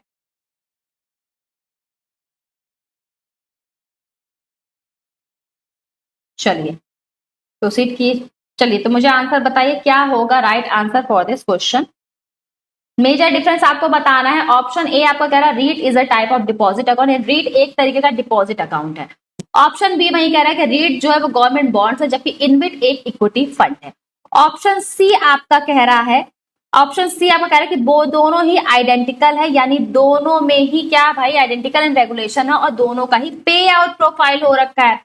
वही लास्ट कह रहा है कि जो रीट है वो इन्वेस्टमेंट की बात करता है इनकम जनरेटिंग रियल एस्टेट में, जो कि मेजर तौर पे फोकस करते हैं रेंटल यील्ड पे, जो रेंटल फॉर्म पे जो इनकम रिसीव होती है वो। और वही इनविट की बात कर रहा है कि इनविट जो है वो इंफ्रास्ट्रक्चर प्रोजेक्ट्स में इन्वेस्ट करने की बात करता है, ठीक है। तो what will the right answer for this question guys. Major तो मैंने आपको फाउंडेशन सीरीज में भी बताया था और मैंने इसके रिगार्डिंग जब एमसीक्यू सीरीज करवाए थे उसमें बहुत डिटेल में बताया था। रीट का मतलब क्या है, ये ओन और ऑपरेट करते हैं रियल एस्टेट ट्रस्ट को, यानी ये क्या करते हैं भाई उन्हें रेंट पे देते हैं, बिल्डिंग्स को अपार्टमेंट को रेंट पे देते हैं, उससे रेंट रिसीव करता है और इसी को ही ये शेयर होल्डर में इनकम या फिर डिविडेंड के फॉर्म में क्या करते हैं डिस्ट्रीब्यूट कर देते हैं। वही इनविट क्या करते हैं, ये इंफ्रास्ट्रक्चर प्रोजेक्ट्स में इन्वेस्ट करते हैं और उसके बाद जो भी रिटर्न रिसीव होता है वही उसको डिस्ट्रीब्यूट कर देते हैं, ठीक है।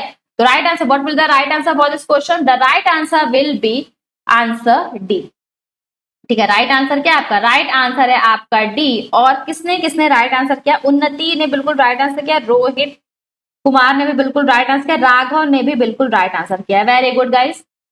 एक्सप्लेनेशन में से मैंने यहाँ पे डिटेल में, बहुत डिटेल मैंने दोनों में डिफरेंस यहाँ पे आपको मेंशन कर रखा है। देखिए रीट का मतलब क्या होता है, एक ऐसे टाइप ऑफ एसेट जो कि मेजर तौर पर रियल स्टेट प्रॉपर्टीज में इन्वेस्ट करती है। वही इनविट का मतलब होता है इंफ्रास्ट्रक्चर एसेट, यानी जो इंफ्रास्ट्रक्चर प्रोजेक्ट में इन्वेस्ट किया जाता है जिसके जरिए। वहीं अगर इन्वेस्टमेंट की बात की जाए तो इसमें जो फंड है इसमें इन्वेस्टर से क्या होता है भाई, फंड रिसीव होता है ताकि उसको रियल एस्टेट प्रॉपर्टी में कर सके। यानी भाई ये क्या है, इन्वेस्टर्स है, इन्वेस्टर से यहां से पैसा लिया गया और उसे रियल एस्टेट प्रॉपर्टी में यानी बिल्डिंग्स में अपार्टमेंट्स में क्या किया गया, इन्वेस्ट कर दिया गया। वहीं अगर बात की जाए इनविट की तो इसमें जो इन्वेस्टमेंट किया जाता है इसमें भी पैसा इन्वेस्टर से लिया जाता है, लेकिन इसमें जो इन्वेस्टमेंट होती है वो ध्यान रखिएगा इंफ्रास्ट्रक्चर प्रोजेक्ट्स में यहाँ पे इन्वेस्ट करने की बात करता है।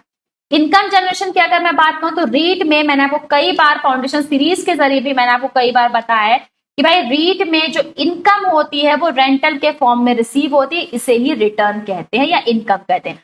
वहीं इनविट में जो इनकम है वो डिविडेंड के फॉर्म में होती है, जो इंफ्रास्ट्रक्चर एसेट्स हैं उससे जो डिविडेंड रिसीव होता है, उनके ऑपरेशन से जो डिविडेंड रिसीव होता है उसे कंसीडर किया जाता है। एग्जाम्पल भी गाइस इसलिए मैंने यहाँ पे मेंशन किया और मैंने आपको फाउंडेशन सीरीज में भी मैंने बहुत डिटेल में आपको इसके एग्जाम्पल्स भी बताया है। अगर फाउंडेशन सीरीज नहीं देखे तो जाइए जाकर के देखिए, आपका कॉन्सेप्ट क्लियर होगा उससे। देखिए जैसे ऑफिस पार्क रेट हो गए, मैंने आपको पढ़ाया भी था, ऑफिस रेट्स हो गए, मॉर्गेज रेट है, रिटेल रेट है, हेल्थ केयर रेट है, ये सब कुछ क्या ये टाइप्स ऑफ रेट्स हो रखे हैं। ये इंडिया का पहला रेट है जिसका ओन है portfolio of office press across India में, जैसे कि मुंबई, बैंगलोर, पुणे में। वहीं अगर आरबी की बात करें, आईआरबी जो कि इनविट फंड और इंडिया का फर्स्ट लिस्टेड यूनिट है जो कि इन्वेस्ट करता है ऑपरेशनल रोड एंड प्रोजेक्ट्स में, ठीक है। तो ये तो बात हो गई आपकी रीट और इन्वेट की। नेक्स्ट क्वेश्चन की बात करते हैं। यहां तक अगर गाइस कोई भी आपको कोई दिक्कत है कॉन्सेप्ट के रिगार्डिंग, कोई भी इश्यूज है तो आप चैट बॉक्स का यूज करके मुझसे अपने कॉन्सेप्ट क्लियर कर सकते हैं, क्योंकि अब आपके एग्जाम में ज्यादा वक्त नहीं है, इसीलिए मैं आपको हर रोज याद दिलाती हूँ कि आपके एग्जाम में बहुत ज्यादा वक्त नहीं है। 2 नवंबर को आपका आईएफएस का एग्जाम है गाइस। अब सीरियस होने का टाइम है, क्योंकि अब अगर आप लापरवाही करोगे तो जेआईबी का एग्जाम क्लियर करना आपके लिए थोड़ा सा मुश्किल होने वाला है। तो अब लापरवाही छोड़िए, कॉन्सेप्ट क्लियर नहीं है तो कॉन्सेप्ट जाकर के क्लियर करिए सारे कॉन्सेप्ट। मतलब अगर मैं फाउंडेशन सीरीज की बात करूं, सारे कॉन्सेप्ट मैंने आपको इंपॉर्टेंट करवा रखे हैं एग्जाम पॉइंट ऑफ व्यू से। एमसीक्यू सीरीज मैंने आपको करवाया जिसमें चैप्टर 1 से 45 सारे एमसीक्यू मैंने करवा रखे हैं। इसके अलावा आपके उस एमसीक्यू से मैंने आपको न्यू पैटर्न प्रीवियस क्वेश्चन भी करवा रखे हैं। मोर मतलब अप्रोक्स आपके पर चैप्टर आपको 20 क्वेश्चंस मैंने प्रोवाइड किए हैं और टोटल 45 चैप्टर हैं गाइस। तो आपको अच्छा खासा एक सीरीज आपको मिलता है उसका एमसीक्यू का। इसके अलावा मैं आपको मैकमिलन बुक के एमसीक्यूज भी करवा रही हूँ और साथ ही साथ मैं आपको आईएफएस के प्रीवियस ईयर के क्वेश्चन और मैम आपको मॉक टेस्ट भी करवाऊंगी, यानी संडे स्पेशल आपका मॉक टेस्ट है। ये सारी चीजें आपको यूट्यूब पे फ्री ऑफ कॉस्ट अवेलेबल है। काफी सारे रिसोर्स आपको आईएफएस से रिगार्डिंग अवेलेबल है। आपको सिर्फ अपनी पढ़ाई पे अभी ध्यान देना। अगर नहीं ध्यान दिया अभी तो अभी भी वक्त है, सीरियस हो जाइए, सारी सीरीज को फॉलो करिए। आप इजिली मोर देन 50 प्लस आप बहुत ही इजिली वे में आप आईएफएस में क्लियर कर लेंगे। ठीक है, तो चलिए इस क्वेश्चन की बात करते हैं। What is the main objective of TReDS? TReDS क्या है? ट्रेड्स का फुल फॉर्म याद रखिएगा, नोट डाउन आप सबके लिए करना बेहद जरूरी है। ट्रेड्स का फुल फॉर्म है trade receivable discounting system. Full form बहुत ही ज्यादा इंपॉर्टेंट है आपके एग्जाम पॉइंट ऑफ व्यू से। आईबीएफ के न्यू पैटर्न की अगर मैं बात करूं तो डायरेक्टली आपसे फुल फॉर्म पूछ ले रहा है। ट्रेड्स क्या है भाई? ट्रेड्स का आपको बताना मेन ऑब्जेक्टिव क्या है। ऑप्शन ए कह रहा है एक ऐसा प्लेटफॉर्म, एक ऐसा डिजिटल प्लेटफॉर्म जो कि अलाउ करता है एमएसएमई को कि उन्हें अर्ली पेमेंट रिसीव हो जाए, यानी उनके जो भी रिसीवेबल्स हैं जो कि कॉर्पोरेट बायर्स हैं या फिर फाइनेंसर के जरिए उनका जो भी पैसा आना है वो उनको जल्दी रिसीव हो जाए। ऑप्शन बी कह रहा है कि रिप्लेस करता है बैंक ब्रांचेस को रूरल एरिया में, फिर रूरल एरियाज में, ग्रामीण क्षेत्रों में जो बैंक ब्रांचेस हैं उन्हें पूरी तरह से हटा देता है। ऑप्शन सी कह रहा है ये सिर्फ और सिर्फ इंश्योरेंस कंपनीज को रेगुलेट करता है। वहीं ऑप्शन डी कह रहा है ये सिर्फ और सिर्फ सवर्न बॉन्ड्स ओवरसीज पे इशू करने का काम करता है। आपको क्या बताना है? आपको बताना मेन ऑब्जेक्टिव क्या हो रखा है। ठीक है, आपको क्या बताना है भाई? आपको मेन ऑब्जेक्टिव बताना है खाली। तो बताइए, ध्यान से क्वेश्चन रीड करिएगा। ठीक है, कोई भी जल्दीबाजी नहीं गाइस, प्रीवियस ईयर क्वेश्चन है, बहुत आराम से ध्यान से क्वेश्चन रीड करके आप आंसर मार्क कर सकते हैं, आपके पास सफिशिएंट टाइम मिलता है। ठीक है, तो राइट आंसर क्या है फॉर दिस क्वेश्चन? ट्रेड्स के बारे में मैंने कई बार आपको मल्टीपल टाइम मैंने आपको एग्जाम में सॉरी सीरीज में मैंने कई बार बताया। ट्रेड्स एक ऐसा प्लेटफॉर्म है जो कि डिजिटल प्लेटफॉर्म की बात करता है भाई, यहाँ पे फिजिकल फॉर्म की तो बात ही नहीं हो रही है। एक ऐसा डिजिटल प्लेटफॉर्म है जो कि एमएसएमई को ये फैसिलिटी प्रोवाइड करता है कि उनका जो पेमेंट है, यानी कॉर्पोरेट बायर से उनका जो पेमेंट आना है वो अर्ली पेमेंट की फैसिलिटी प्रोवाइड करने का काम करता है। मेजर ऑब्जेक्टिव हो रखा है ये ट्रेड्स का। राइट आंसर है इस क्वेश्चन का ए। ठीक है, राइट आंसर क्या है भाई? ए इसका राइट आंसर हो रखा है।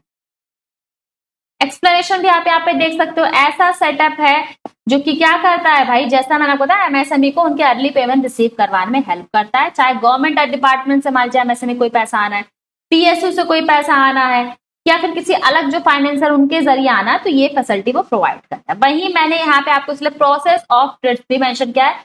एग्जाम में आपसे गाइस प्रोसेस पूछा है ट्रेड्स का, एक्सपेक्टेड क्वेश्चन में से भी आपके ये एक है, ध्यान रखिएगा, ये आपके एक्सपेक्टेड क्वेश्चन में से भी एक है। ठीक है, यानी इस क्वेश्चन के आने के चांसेस काफी ज्यादा हो रखे हैं। तो प्रोसेस भी मैं इसलिए आपको एक बार डिस्कस कर देती हूँ, इसलिए मैं आपको एक्सप्लेनेशन में कई सारे कॉन्सेप्ट याद रखे guys. Do not take the explanation as take it for granted, बिल्कुल भी आपको नहीं लेना एक्सप्लेनेशन को, क्योंकि एक्सप्लेनेशन में भी मैं आपको बहुत सारे ऐसे कॉन्सेप्ट क्लियर करवाते हैं जिनसे नंबर ऑफ क्वेश्चंस आपके एग्जाम में पूछे गए। क्या आप सबको यहाँ पे क्लियरली विजिबल है? Just a second, let me hide my self, ताकि आपको पूरे के पूरे स्टेप्स प्रॉपर विजिबल हो। तो क्या अभी आप विजिबल है? आपको प्रॉपर प्रोसेस दिख रहा है? चलिए सबसे पहले बात करें स्टेप 1 में। स्टेप 1 में ध्यान रखिएगा क्या होता है गाइस।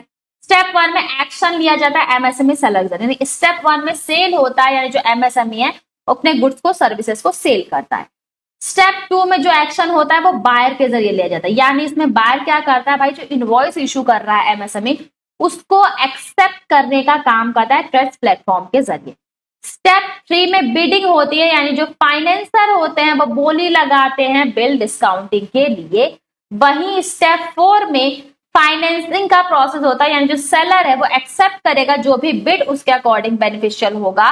फाइनेंसर ने जो बिड लगाया उस बिड को एक्सेप्ट करेगा और साथ ही साथ फाइनेंसर से फंड को रिसीव कर लेगा। वही 5th स्टेप जो कि लास्ट स्टेप है, ये पेमेंट की बात करता है, यानी जो बायर है वो इनवॉइस की पेमेंट कर देगा और जो भी इनवॉइस है उसको 45 के डेज के अंदर क्लियर कर देगा फाइनेंसर को। तो ये हो रखा है overall process of TReDS. I hope आपको ये प्रोसेस अच्छे से समझ में आ गया होगा। नेक्स्ट क्वेश्चन की बात करते हैं भाई। What does the physical deficit represent?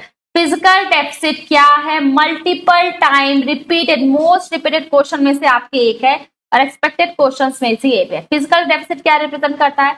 एक ऐसा मेजर है जो सिर्फ और सिर्फ प्राइवेट सेक्टर सेविंग की बात करता है, या फिर सरप्लस यानी टैक्स कलेक्शन के बाद का सरप्लस है, या फिर गवर्नमेंट का जो खर्चा है वो गवर्नमेंट की इनकम से ज्यादा हो रखा है, इसको डिनोट करता है, इसे दिखाता है, या फिर ये बैंक रेट है जो कि गवर्नमेंट सिक्योरिटीज के रिगार्डिंग दिया जाता है।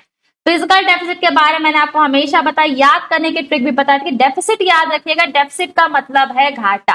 क्या होता है भाई डेफिसिट का मतलब? डेफिसिट का मतलब हो रहा है घाटा, यानी कि गवर्नमेंट के पास जितनी इनकम है उससे कहीं ज्यादा गवर्नमेंट का एक्सपेंस देखा गया है, यही बताता है आपका फिजिकल डेफिसिट। यानी गवर्नमेंट को जितना इनकम है उससे ज्यादा गवर्नमेंट का खर्चा हो रहा है, यानी इसमें बोरोइंग को इंक्लूड नहीं किया गया, और इस एक्स्ट्रा एक्सपेंस को गवर्नमेंट बियर करने के लिए बोरो करती है, दूसरी कंट्री से बोरो करती है। ठीक है, तो ये क्या, यही पूरा का पूरा प्रोसेस है जो कि रिप्रेजेंट करता है फिजिकल डेफिसिट। ठीक है, ये पूरा क्या है भाई, यही पूरा प्रोसेस फिजिकल डेफिसिट को आपके रिप्रेजेंट करने का काम करता है। तो राइट आंसर क्या है फॉर दिस क्वेश्चन?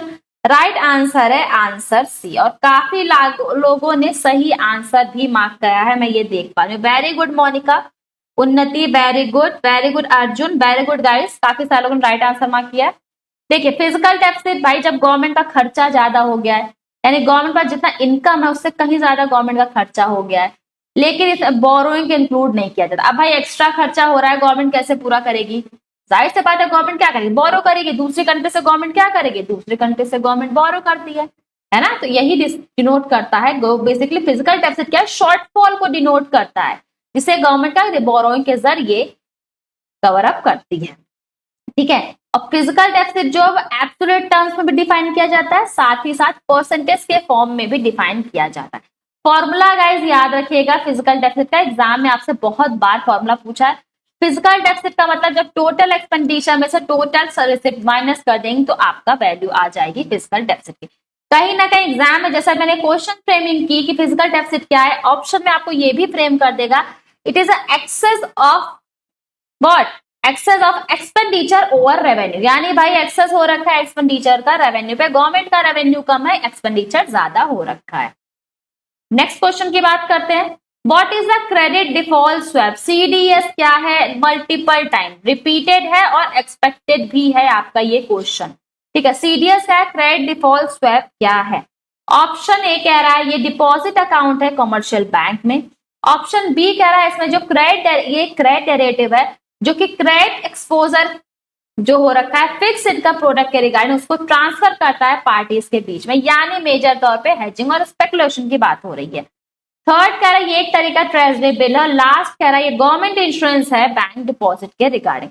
सीडीएस के रिगार्डिंग मैंने आपको जब क्लास में पढ़ाया था, जब इसका एमसीक्यू करवा दी, तब भी मैंने आपसे कहा था एक्सपेक्टेड क्वेश्चन है, रिपीटेड क्वेश्चन, और इसके आने के चांसेस भी ज्यादा है। ध्यान रखिएगा, जब भी कभी सीडीएस की बात होती है, क्रेडिट डिफॉल्ट स्वैप की बात होती है, तो इसका मतलब भाई ये डेरिवेटिव की बात कर रहा है। क्रेडिट डेरिवेटिव की बात क्या है, यानी जिसमें जो किस फिक्स इनकम के रिगार्डिंग जो क्रेडिट एक्सपोजर है उसको पार्टीज के बीच, जो भी पार्टीज में इन्वॉल्व है उनके बीच ट्रांसफर करने की बात करता है सीडीएस। ठीक है, तो राइट आंसर क्या है आपका इस क्वेश्चन का? राइट आंसर इस क्वेश्चन का ऑप्शन बी।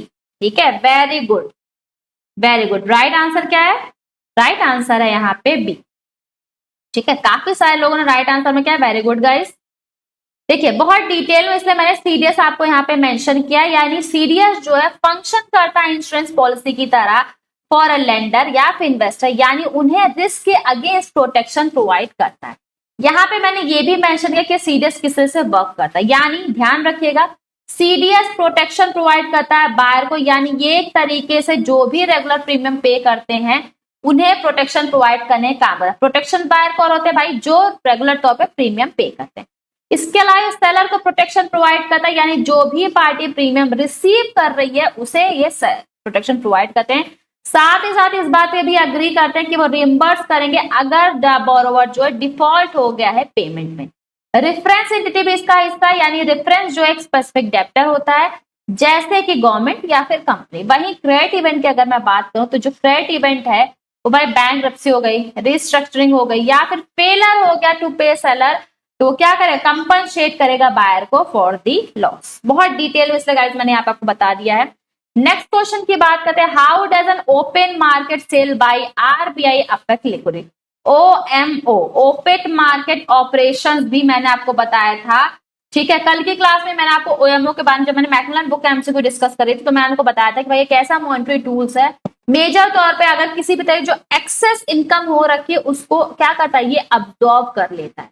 ठीक है, क्या करता है भाई, एक्सेस इनकम को, सॉरी एक्सेस अगर कैश है तो उसे इकोनॉमी में, तो उसे क्या करता है, एक्सेस कैश को अब्सॉर्ब कर लेता है, एक्सेस लिक्विडिटी को ये अब्सॉर्ब कर लेता है।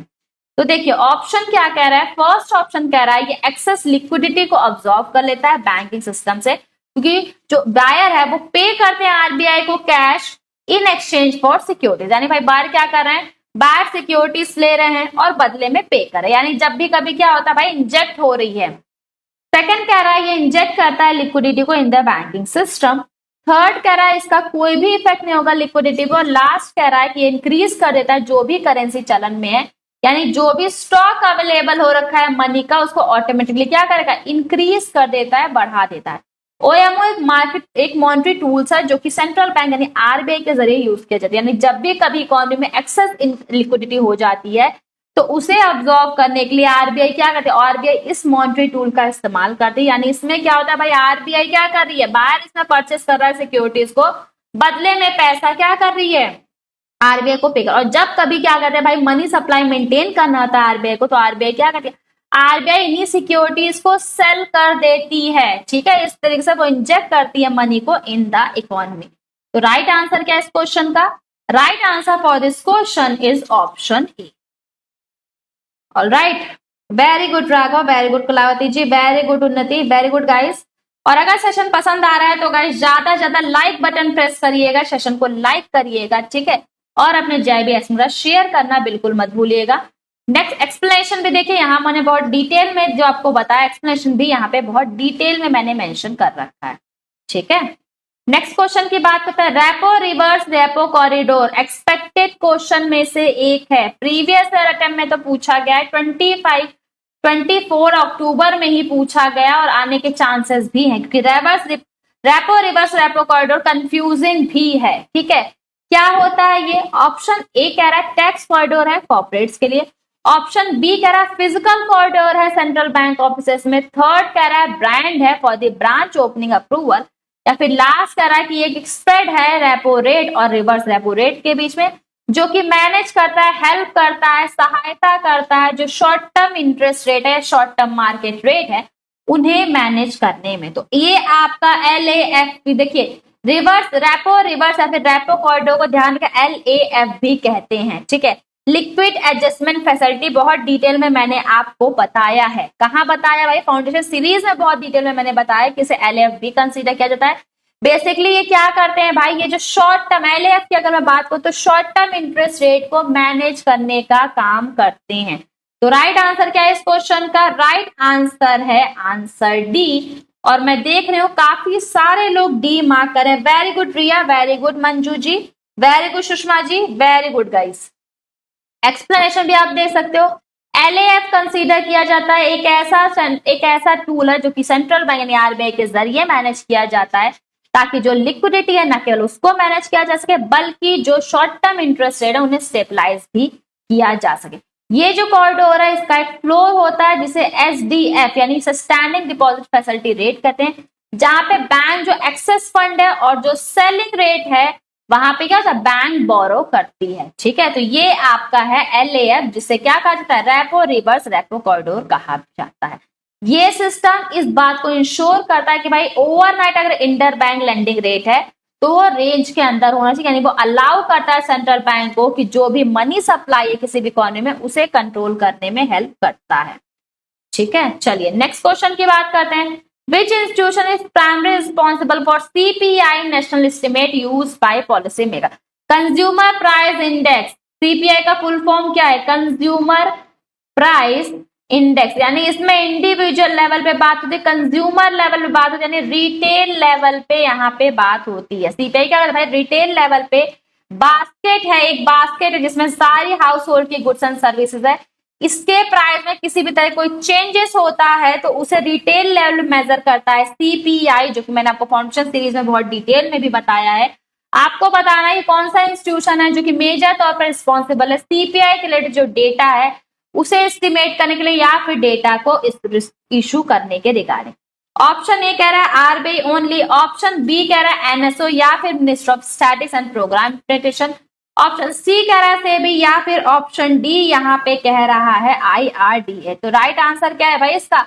एनएसओ यानी Ministry of Statistics and Programme Implementation, जिसे एमओएसपीआई भी कहते हैं, वो राइट आंसर हो रखा है इस क्वेश्चन का। और सुषमा जी ने बिल्कुल राइट आंसर किया, विन्नति ने भी बिल्कुल राइट आंसर किया।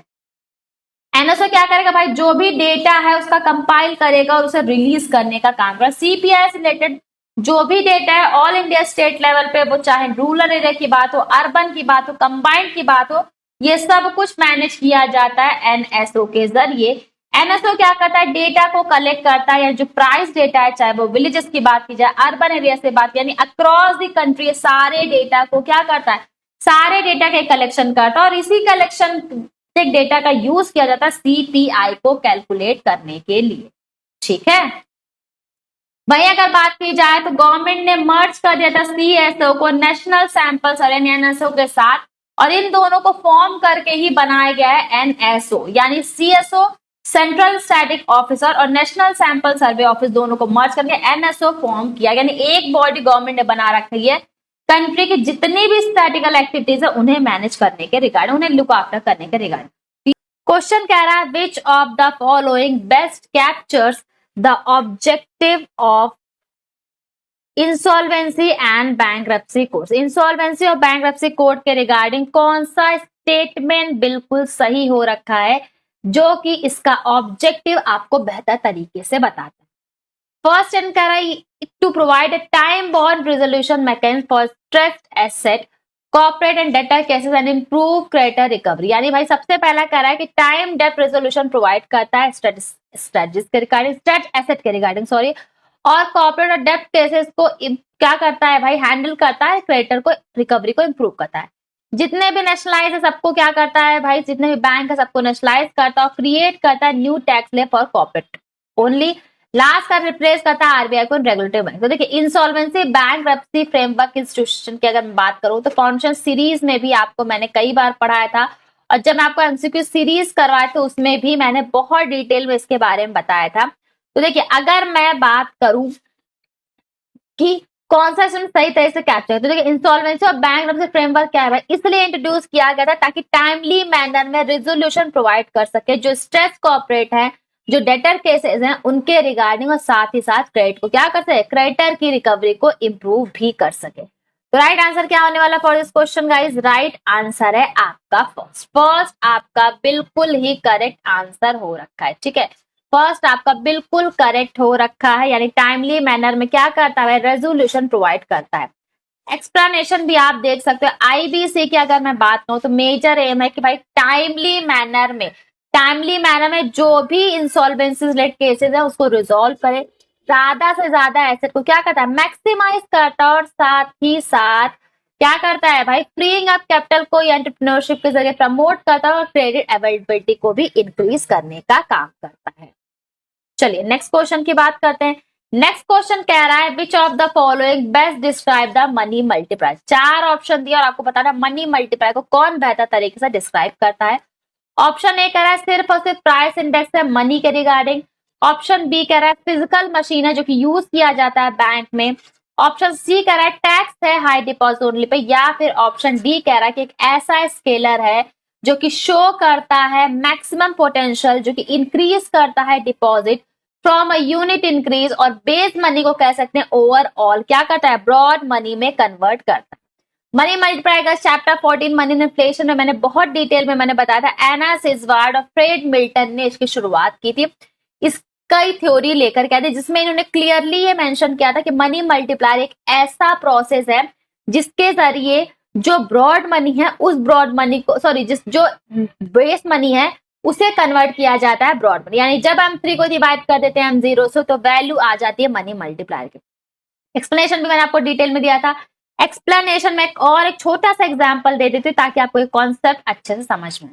देखिए मान लीजिए मिस्टर ए हैं, और ये एग्जांपल मैंने आपको फाउंडेशन सीरीज में भी दिया था। ए ने क्या किया? इन्होंने बैंक में जाकर के, ये बैंक है आपका, बैंक में जाके इन्होंने 100 रुपीज डिपॉजिट करा, सैलरी मिली थी। अब भाई ABC लिमिटेड नाम की कंपनी आती है, उन्हें चाहिए लोन बैंक से, तो बैंक कहती ठीक है भाई हम आपको लोन दे देंगे। अब ये जो 100 रुपीज बैंक के पास है, बैंक इसमें 10% अपने पास रख के 90 रुपीज का लोन ABC लिमिटेड को दे देती है। ABC लिमिटेड का कंस्ट्रक्शन का प्रोजेक्ट है जिसमें कई सारे एम्प्लॉय काम करते हैं। अब भाई जब प्रोजेक्ट कंप्लीट हो जाएगा तो इनको क्या पे किया जाएगा, इन्हें सैलरी पे की जाएगी, और यही सैलरी इन्हें कितनी 200 रुपीज इन सबको सैलरी पे की जाती है। अब मुझे बताइए जो ये पैसा है ये लोग भी क्या करेंगे, ये लोग भी सोचेंगे चलो बैंक में डिपॉजिट कर लेते हैं, बैंक में पैसा रह गया FD करे तो हमें क्या होगा, हमें इंटरेस्ट ही मिलेगा। तो आप देख सकते हैं ये 100 रुपीज मल्टीप्लाई होते होते 200 रुपीज में मिला, यानी आपकी जो बेस मनी थी वो किसमें कन्वर्ट हुई, बेस मनी कन्वर्ट हुई है ब्रॉड मनी, जिसे M3 कहते हैं। ठीक है, M3 कहते हैं और बेस मनी को M0 कहते हैं। यानी M3 को डिवाइड कर देंगे आप M0 से तो आपका मनी मल्टीप्लायर की वैल्यू आ जाएगी। यही कहता है ओवर का ओवरऑल पूरा का पूरा जो मनी मल्टीप्लायर कॉन्सेप्ट है वो यही डिस्क्राइब करता है। तो आई होप आपको ये अच्छे से समझ में आ गया होगा।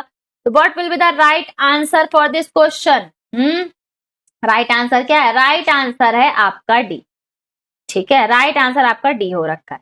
चलिए एक्सप्लेनेशन भी आप यहाँ पे गाइस देख सकते हो, मिल्टन फ्रेडमैन और एना सिजुआर्ट ने इसके बारे में बता दिया। थ्योरी कौन परफॉर्म किया था भाई, मिल्टन फ्रेडमैन और एना सिजुआर्ट ने 1963 में किया था। 3 मेजर डिटरमिनेंट्स होते हैं मनी मल्टीप्लायर के। सबसे पहला आपका है करेंसी टू डिपॉजिट रेशियो, जो कि डिपेंड करता है कि बिहेवियर क्या है पब्लिक का। दूसरा है आपका required reserve to total deposit, जो कि डिपेंड करता है सेंट्रल बैंक की पॉलिसी पे। और थर्ड है आपका एक्सेस रिजर्व, जो कि बैंक के जरिए मेंटेन किया जाता है, जो कि परसेंटेज होता है NDTL का परसेंटेज, जो कि मेजर रोल प्ले करता है। अब प्रोसेस क्या है भाई, मनी मल्टीप्लायर इन शॉर्ट में कहूं तो क्या होता है, जब हम M3 को जब हम M0 यानी बेस मनी को कन्वर्ट करते हैं ब्रॉड मनी में, इसे ही कंसीडर किया जाता है मनी मल्टीप्लायर। ठीक है, समझ में आई बात। चलिए आगे बात करते हैं भाई, नेक्स्ट क्वेश्चन की बात करते हैं। What is the priority sector lending short form? How can bank meet it? यानी भाई priority sector lending short form क्या, प्रायोरिटी सेक्टर लेंडिंग क्या आप सबको याद है, कॉन्शियस सीरीज में भी मैंने आप सबको बताया था। बैंक के लिए मैंडेटरी किया गया है कि अपनी टोटल लेंडिंग का कम से कम 40%, ध्यान से सुनिएगा कॉन्सेप्ट बहुत इंपॉर्टेंट है, बहुत बार रिपीट होता है। जब बैंक के लिए क्या है भाई, मैंडेटरी क्या है, जितनी वो टोटल लेंडिंग है उन सब की टोटल लेंडिंग का कम से कम 40% प्रायोरिटी सेक्टर में देंगे। प्रायोरिटी सेक्टर क्या होता है, मैंने चैप्टर 4 में बहुत डिटेल में बताया। प्रायोरिटी सेक्टर क्या, अगर मैं बात करूं तो प्रायोरिटी सेक्टर में क्या आता है भाई, प्रायोरिटी सेक्टर में आपका अफोर्डेबल फाइनेंसिंग आता है, एजुकेशन आता है, MSME, सब क्या है, ये सब आपके प्रायोरिटी सेक्टर लेंडिंग में। एग्रीकल्चर आपका हिस्सा हो रखे हैं। ठीक है, तो इसको बैंक ये क्या करता है भाई, ये एक ऐसा शॉर्टफॉल होता है जिसको बैंक क्या होता है भाई, जब बैंक PSL टारगेट मेंटेन नहीं कर पाता, 40% की लेंडिंग नहीं थी लेकिन बैंक नहीं कर पाता है, तो ये क्या है, यही तो शॉर्टफॉल है ना। और फिर बैंक कैसे मेंटेन करेगा भाई, अगर बैंक को मेंटेन करना है, अगर बैंक को फेल हो जाता है तो उसे पेनाल्टी पे करनी पड़ती है, साथ RIDF में डिपॉजिट भी करना होता है। ठीक है, तो ये था प्रायोरिटी सेक्टर लेंडिंग। अब बात करते हैं ऑप्शंस की, ऑप्शन क्या कह रहा है भाई, कह रहा है शॉर्टफॉल मींस, शॉर्टफॉल का मतलब है एक्सेस फंड है, कहां से एक्सेस फंड की बात होगी भाई। सेकंड कह रहा है शॉर्टफॉल का मतलब है टैक्स बेनिफिट है, टैक्स बेनिफिट तो कहीं से नहीं है। थर्ड कह रहा है कि बैंक जो प्रायोरिटी सेक्टर लेंडिंग के जो नॉर्म्स है, जो रिक्वायरमेंट्स है वो फुलफिल नहीं कर रहा है, बिल्कुल सही है। और इसके लिए बैंक क्या करता है, बैंक जाहिर सी बात है इसके लिए बैंक परचेस करना शुरू कर देता है, जो अदर इंस्ट्रूमेंट है उन्हें परचेस करना शुरू कर देता है। वही लास्ट क्या कह रहा है कि बैंक किसी भी तरीके का कोई एक्शन नहीं लेता है शॉर्टफॉल को रिगार्ड, ऐसा तो कुछ भी नहीं है। राइट आंसर क्या हो जाएगा, राइट आंसर हो जाएगा आपका C, यानी ये शॉर्टफॉल क्या होता है भाई, बैंक जब क्या करता है, जो भाई रिक्वायरमेंट्स फुलफिल नहीं कर पाता तो ये शॉर्टफॉल देखने को मिलता है। और इसके रिगार्डिंग बैंक क्या करेगा भाई, बैंक अगर फेल हो जाता है तो जाहिर सी बात है इसके लिए बैंक क्या करेगा, बैंक इसे मेंटेन करने के लिए डायरेक्टली इंक्रीज कर देगा, जो प्रायोरिटी सेक्टर को जो लेंडिंग की जाती है, जो उधार दिया जाता है उसे इंक्रीज कर देगा। प्रायोरिटी सेक्टर लेंडिंग सर्टिफिकेट यानी PSLCS को परचेस करना शुरू कर देगा। ठीक है, और इस तरीके से बैंक क्या करता है, RIDF में भी डिपॉजिट करता है, RIDF में रूरल इंफ्रास्ट्रक्चर डेवलपमेंट फंड, इसमें डिपॉजिट, और इसके जरिए क्या होता है, मेंटेन करता है अगर वो किसी भी तरीके से शॉर्टफॉल हो गया प्रायोरिटी सेक्टर लेंडिंग के रिगार्डिंग। ठीक है, बहुत इंपॉर्टेंट कॉन्सेप्ट है गाइस। चलिए नेक्स्ट क्वेश्चन की बात करते हैं। Which of the following best explain the difference between GVA and GDP. GVA gross value added और gross domestic product at basic, दोनों के बीच में मेजर डिफरेंस कौन सा स्टेटमेंट बताता है। Gross value added, gross value added की बात करते हैं भाई, मैंने फाइनेंशियल सीरीज में बताया था, ठीक है, याद आ रहा है कुछ। जीडीपी क्या है, ग्रॉस डोमेस्टिक प्रोडक्ट की बात हो रही है। स्टेटमेंट 1 देखिए क्या करा है। जीएवी का मतलब है जब आउटपुट में से आप माइनस कर देते हो इंटरमीडिएट कंजम्पशन जो कि सेक्टर लेवल पे होता है। वहीं जीडीपी का मतलब है बेसिक प्राइस जो कि एडजस्ट की जाती है ग्रॉस वैल्यू एड के जरिए, जिसमें से टैक्स में से सब्सिडी माइनस कर देते हैं जो भी प्रोडक्ट्स पे होता है, जो कि एग्रीगेट नेशनल आउटपुट होता है। सेकंड स्टेटमेंट देखिए क्या कह रहा है कि जीएवी हमेशा ज्यादा होती है जीडीपी से। थर्ड कह रहा है कि जीडीपी इक्वल होती है सिर्फ और सिर्फ गवर्नमेंट एक्सपेंडिंग के, लेकिन आउटपुट के इक्वल नहीं होती। और लास्ट कह रहा है कि जीएवी सिर्फ और सिर्फ करेंसी डोमिनेशन हो रखा और कुछ नहीं। भाई मुझे बताइए, जीएवी के बारे में बहुत डिटेल मैंने बता दिया कि जब भी कभी जितना आपका आउटपुट हो रखा है उसमें से जितना इंटरमीडिएट बेस पे जितना भी आपका कंजम्पशन होगा सेक्टर लेवल, सेक्टर वाइज आपका जो भी कंजम्पशन होगा, जब आप उसे माइनस कर दोगे तो आपके जीएवी की वैल्यू आ जाएगी। वहीं अगर मैं जीडीपी की बात करूं तो जो भी बेसिक प्राइस है वो एडजस्ट किया जाता है जीएवी में टैक्स में से सब्सिडी लेस करके, जो भी एग्रीगेट नेशनल आउटपुट है। तो यहाँ पे आपका लास्ट राइट आंसर क्या होने वाला गाइस, राइट आंसर है आपका ए। ठीक है, आपका ए बिल्कुल करेक्ट हो रखा है। एक्सप्लेनेशन भी आप देख सकते हैं, यहाँ पे मैंने इसलिए बहुत डिटेल में जीडीपी क्या होता है, जीएवी क्या होता है बताया है। भाई जीडीपी जीएवी का पर्पस क्या है कि जो हेल्थ है, परफॉर्मेंस है इंडिविजुअल सेक्टर्स की, उनको मेंटेन करने का काम करे, यानी इसमें किसी भी तरह का अगर कोई भी डिस्टर्बेंस आ रही तो उसको मैनेज किया जाता है। वही ग्रॉस वैल्यू जीडीपी क्या है भाई, जो एक्सपेंडिचर साइड है इकोनॉमी का वो इंक्लूड करता है। फिजिकल क्या हो रखा है, फिजिकल मेजर्स हो रखा है on financial goods and services के रिगार्ड। चलिए नेक्स्ट क्वेश्चन की बात करते हैं। What is the cut off yield in government security auction. Government yield auction में कट ऑफ सिक्योरिटीज का क्या मतलब है। कट ऑफ सिक्योरिटीज अगर ध्यान रखिएगा क्या मतलब है कि जो भी यील्ड है, जो भी रिटर्न है, जो आरबीआई क्या करके एक्सेप्ट करेगी बिड में, यानी बोली में किसी भी ऑक्शन जो बोल लगती है जिसको आरबीआई क्या करेगी एक्सेप्ट करेगी, और बिडर्स क्या होते हैं, बिडर्स इसी पे बिड करेंगे या फिर इससे बिलो जो कट ऑफ अलॉटेड सिक्योरिटीज है उसकी बात करता है। ठीक है, उसी की ये बात करता है। तो राइट आंसर क्या होने वाला आपका, राइट आंसर इस क्वेश्चन को लेगा सी बिल्कुल सही हो रखा है यहाँ पे, सॉरी बी बिल्कुल सही हो रखा है। ठीक है, मैंने आपको बी ही बताया था लेकिन ऑप्शन में थोड़ा सा कंफ्यूजन बता दी थी। बी बिल्कुल सही है, जो कि मैंने अभी आपको एक्सप्लेन भी किया कि यील्ड है भाई जिसपे आरबीआई क्या करता है एक्सेप्ट करता है बिड को किसी भी ऑक्शन के जरिए। बिडर्स इस पे या फिर इस कट ऑफ इससे बिलो कट ऑफ या सिक्योरिटीज अलॉटेड सिक्योरिटीज पे ऑक्शन में इन्वॉल्व हो सकते हैं। चलिए नेक्स्ट क्वेश्चन की बात करते हैं। एक्सप्लेनेशन भी आप देख सकते हैं, बहुत डिटेल में मैंने मेंशन किया है। कट ऑफ यील्ड क्या और किस तरीके से ये वर्क करती है मैंने यहाँ पे बहुत डिटेल में आपको बता रखा है। ठीक है, इसमें क्या होता है भाई, cut off yield yield based auction है जिसमें इन्वेस्टर क्या करें भाई, गवर्नमेंट बॉन्ड्स और गवर्नमेंट सिक्योरिटीज उसके लिए बोली लगाएंगे और उसके बाद वो एक्सेप्ट कर दिया जाएगा। अगर उनकी बोली एक्सेप्ट होती तो उनके इन्वेस्टमेंट को क्या किया जाएगा, एक्सेप्ट कर जाएगा।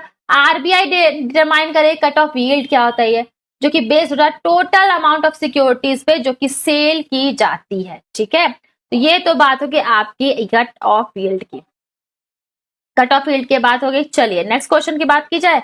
चलिए ये आपके सेशन का लास्ट क्वेश्चन था गाइस, और जैसा कि आप जानते हैं आपकी 3 स्पेसिफिक सीरीज चल रही है आईएफएस के रिगार्डिंग, जिसमें हम हर ट्यूसडे से फ्राइडे 6:30 PM पे विजेता सीरीज के जरिए अपने मैकमिलन बुक के एमसीक्यू करते हैं। एवरी सैटरडे हम दर्पण से प्रीवियस ईयर क्वेश्चन डिस्कस करते हैं, जैसे कि आज सैटरडे था और हमने प्रीवियस ईयर क्वेश्चन डिस्कस किए 23 से 25 तक के क्वेश्चन हमने डिस्कस कर लिए हैं। एवरी संडे हम मॉक टेस्ट डिस्कस करते हैं। कल हमें आपको बता दूं, कल आपका संडे स्पेशल में हम मॉड्यूल डी के सारे एमसीक्यू कवर करने वाले हैं। मॉड्यूल डी के गाइस हम सारे एमसीक्यू कवर करने वाले हैं, सारे चैप्टर जितने मॉड्यूल डी के एमसीक्यू के, पूरी कल आपकी मैराथन हो रखी है मॉड्यूल डी के रिगार्डिंग। ठीक है, कल आपकी मॉड्यूल डी के रिगार्डिंग गाइस मैराथन है। ऑन टाइम सबको क्या करना है, सेशन को ज्वाइन करना है। ठीक है, चलिए ऑन टाइम सब लोग सेशन को ज्वाइन कर लीजिएगा। ओके, चलिए आपके फाउंडेशन सीरीज भी गाइड चल रही है जिसमें मैंने आपको कॉन्सेप्ट पढ़ा, और एमसीक्यू सीरीज भी, सबका लिंक आपको डिस्क्रिप्शन बॉक्स में मिलेगा। फाउंडेशन में सारे इंपॉर्टेंट कॉन्सेप्ट आपको पढ़ा है, नहीं देखा है तो जाकर के देखिए। केस स्टडी भी मैंने आपको करवा रखा है, जीडीपी जीएनपी के रिगार्डिंग हमने न्यूमेरिकल्स भी मैंने आपको करवा रखा है। सबको आपको यूट्यूब पे फ्री ऑफ कॉस्ट अवेलेबल है, लिंक आपको डिस्क्रिप्शन बॉक्स में मिल जाएगा। जाइए जाकर के, सारी क्लासेस फ्री ऑफ कॉस्ट है, जाइए जाकर के देखिए, ठीक है। इसके अलावा आपको मैथन सीरीज भी गाइस है जिसे आप कंसीडर कर सकते हैं अपने नवंबर अटेम्प्ट के लिए। इसके अलावा भी आपकी मिनी मैथन सीरीज आएगी। आईएफएस का मास्टर प्लान आ चुका है जिसमें मैंने वीक वाइज सारे सिलेबस को डिवाइड किया, सारे मॉड्यूल के मैंने वीक वाइज डिवाइड कर रखा है, जिसके जरिए आप अपने आईएफएस एग्जाम को क्लियर कर सकते हैं। स्ट्रैटेजी आपकी क्या होनी चाहिए ये भी मैंने आपको बता रखा है, स्ट्रैटेजी आपकी भी मैंने बता रखी है कि स्ट्रैटेजी क्या होगी, ठीक है। आईएफएस का आपका मॉड्यूल वाइज वेटेज क्या रखा है, सिलेबस क्या होगा, डिफरेंस क्या है जैप कैप में, बेनिफिट क्या आपको मिलने वाला है जैप कैप का, ये सब कुछ मैंने आपको बता रखा है। चलिए, आप मास्टरी बैच भी गाइस के अलावा कंसीडर कर सकते हो, क्योंकि मास्टरी बैच के जरिए आप अपने आईएफएस के डर को कम कर सकते हैं, खत्म कर सकते हैं, बिल्कुल कर सकते हैं। प्रीवियस पेपर पे भी आपको स्पेशल सेशन मिलेगा, रिकॉर्डेड सेशन है, early morning late evening class मिलती है, आपको मॉक टेस्ट भी मिल रहा है, मतलब 1000 क्वेश्चंस आपको मिल रहे हैं। इसके अलावा जैविक सिपर प्लान भी चल रहा है जिसपे आपको फ्लैट 35% का ऑफ मिल रहा है, यानी अगर आप सेल का कोड यूज करते हो आपको मेगा 35% का ऑफर मिल रहा है, ठीक है। सारे प्लान जिसमें आपके जैविक रिगार्डिंग कवर हो